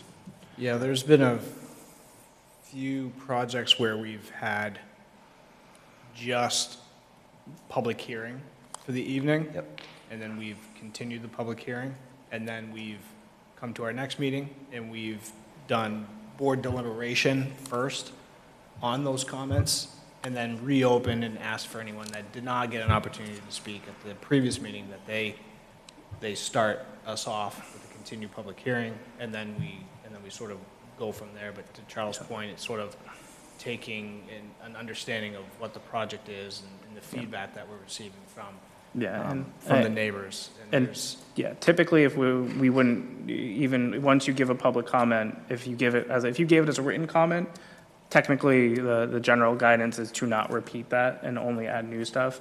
And in a similar manner, if you came to one meeting and did it, and then it was continued to the next one, you said the same thing, that's kind of in that same vein. So that's more of the discretion of the chair and the board. But a little more complex, but also, it will happen. Yeah. And we can have additional staff members if we've had that at a meeting before as well. There was a neighborhood meeting that we asked for additional staff members to be at the meeting. Yeah. Based on the response from the neighborhood meeting or during the neighborhood meeting. Yeah, we try to get ahead of those, and that would be an example of, we would be very much out of that. Would there be a situation where it's like, all right, we have to have an extra meeting or something like that just to address this one issue, just to not jam up other projects? Potentially. Okay. And we'd kind of work with the chair and the board to schedule that if needed, but typically I would just put one item on that agenda, and I can usually have some control over it. Okay. Awesome. Yeah, that satisfies me. Thank you. Good question, thank you. Any other planning board comments? I do have a small update, not to Sure. jump in. August 11th, I know that's the middle of summer. We were debating, offering, canceling a meeting, but we really want to use that as a training meeting. We're anticipating having a new planning board member joining us, but hopefully before August 11th. I owe Chris some training, some mandatory training, and also for our annual training, we're hoping to do that after we get a new member. And right now I'm reserving August 11th for that. Shouldn't disrupt our business too much, and partially aligns with a certain staff member's vacation request, so. Two birds. May I just ask, August is, oftentimes that falls on the National Night Out. We usually don't have a meeting. Are we going to end up switching a meeting? Yeah, we accounted for that when we approved in December. Yeah. So the first meeting that day, the first Tuesday is August 4th, and that's National Night Out. We've already moved it to the 11th, and we figured, we can just say the first meeting of the month, that month is canceled. August 11th is a special. Developers aren't going to look into it, so we're going to use it as a training date, and I think it'll be a good time, good pause, a good break. Shorter meeting in the summer will be nice too. But just putting that on your calendars, that would be a good one to be at. If there is any conflict, please let us know. We can maybe work around it. But it would be nice if everyone can check their calendars, report back, shoot Matt or I an email. But we will be having more comprehensive, trying to get everything all at once. And I'll talk with Matt and ask some questions. So if there's any trainings you would like, but generally this will be your annual training, and also just planning board. Probably try to do it around this, but we're waiting for another new member. Sorry, Chris.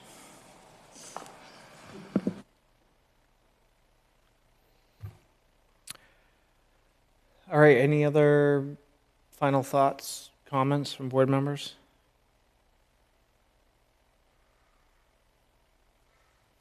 All right, well, with that, thank you everyone again for staying late with us this evening, and we will adjourn at 9:33 p.m. Thank you, everyone.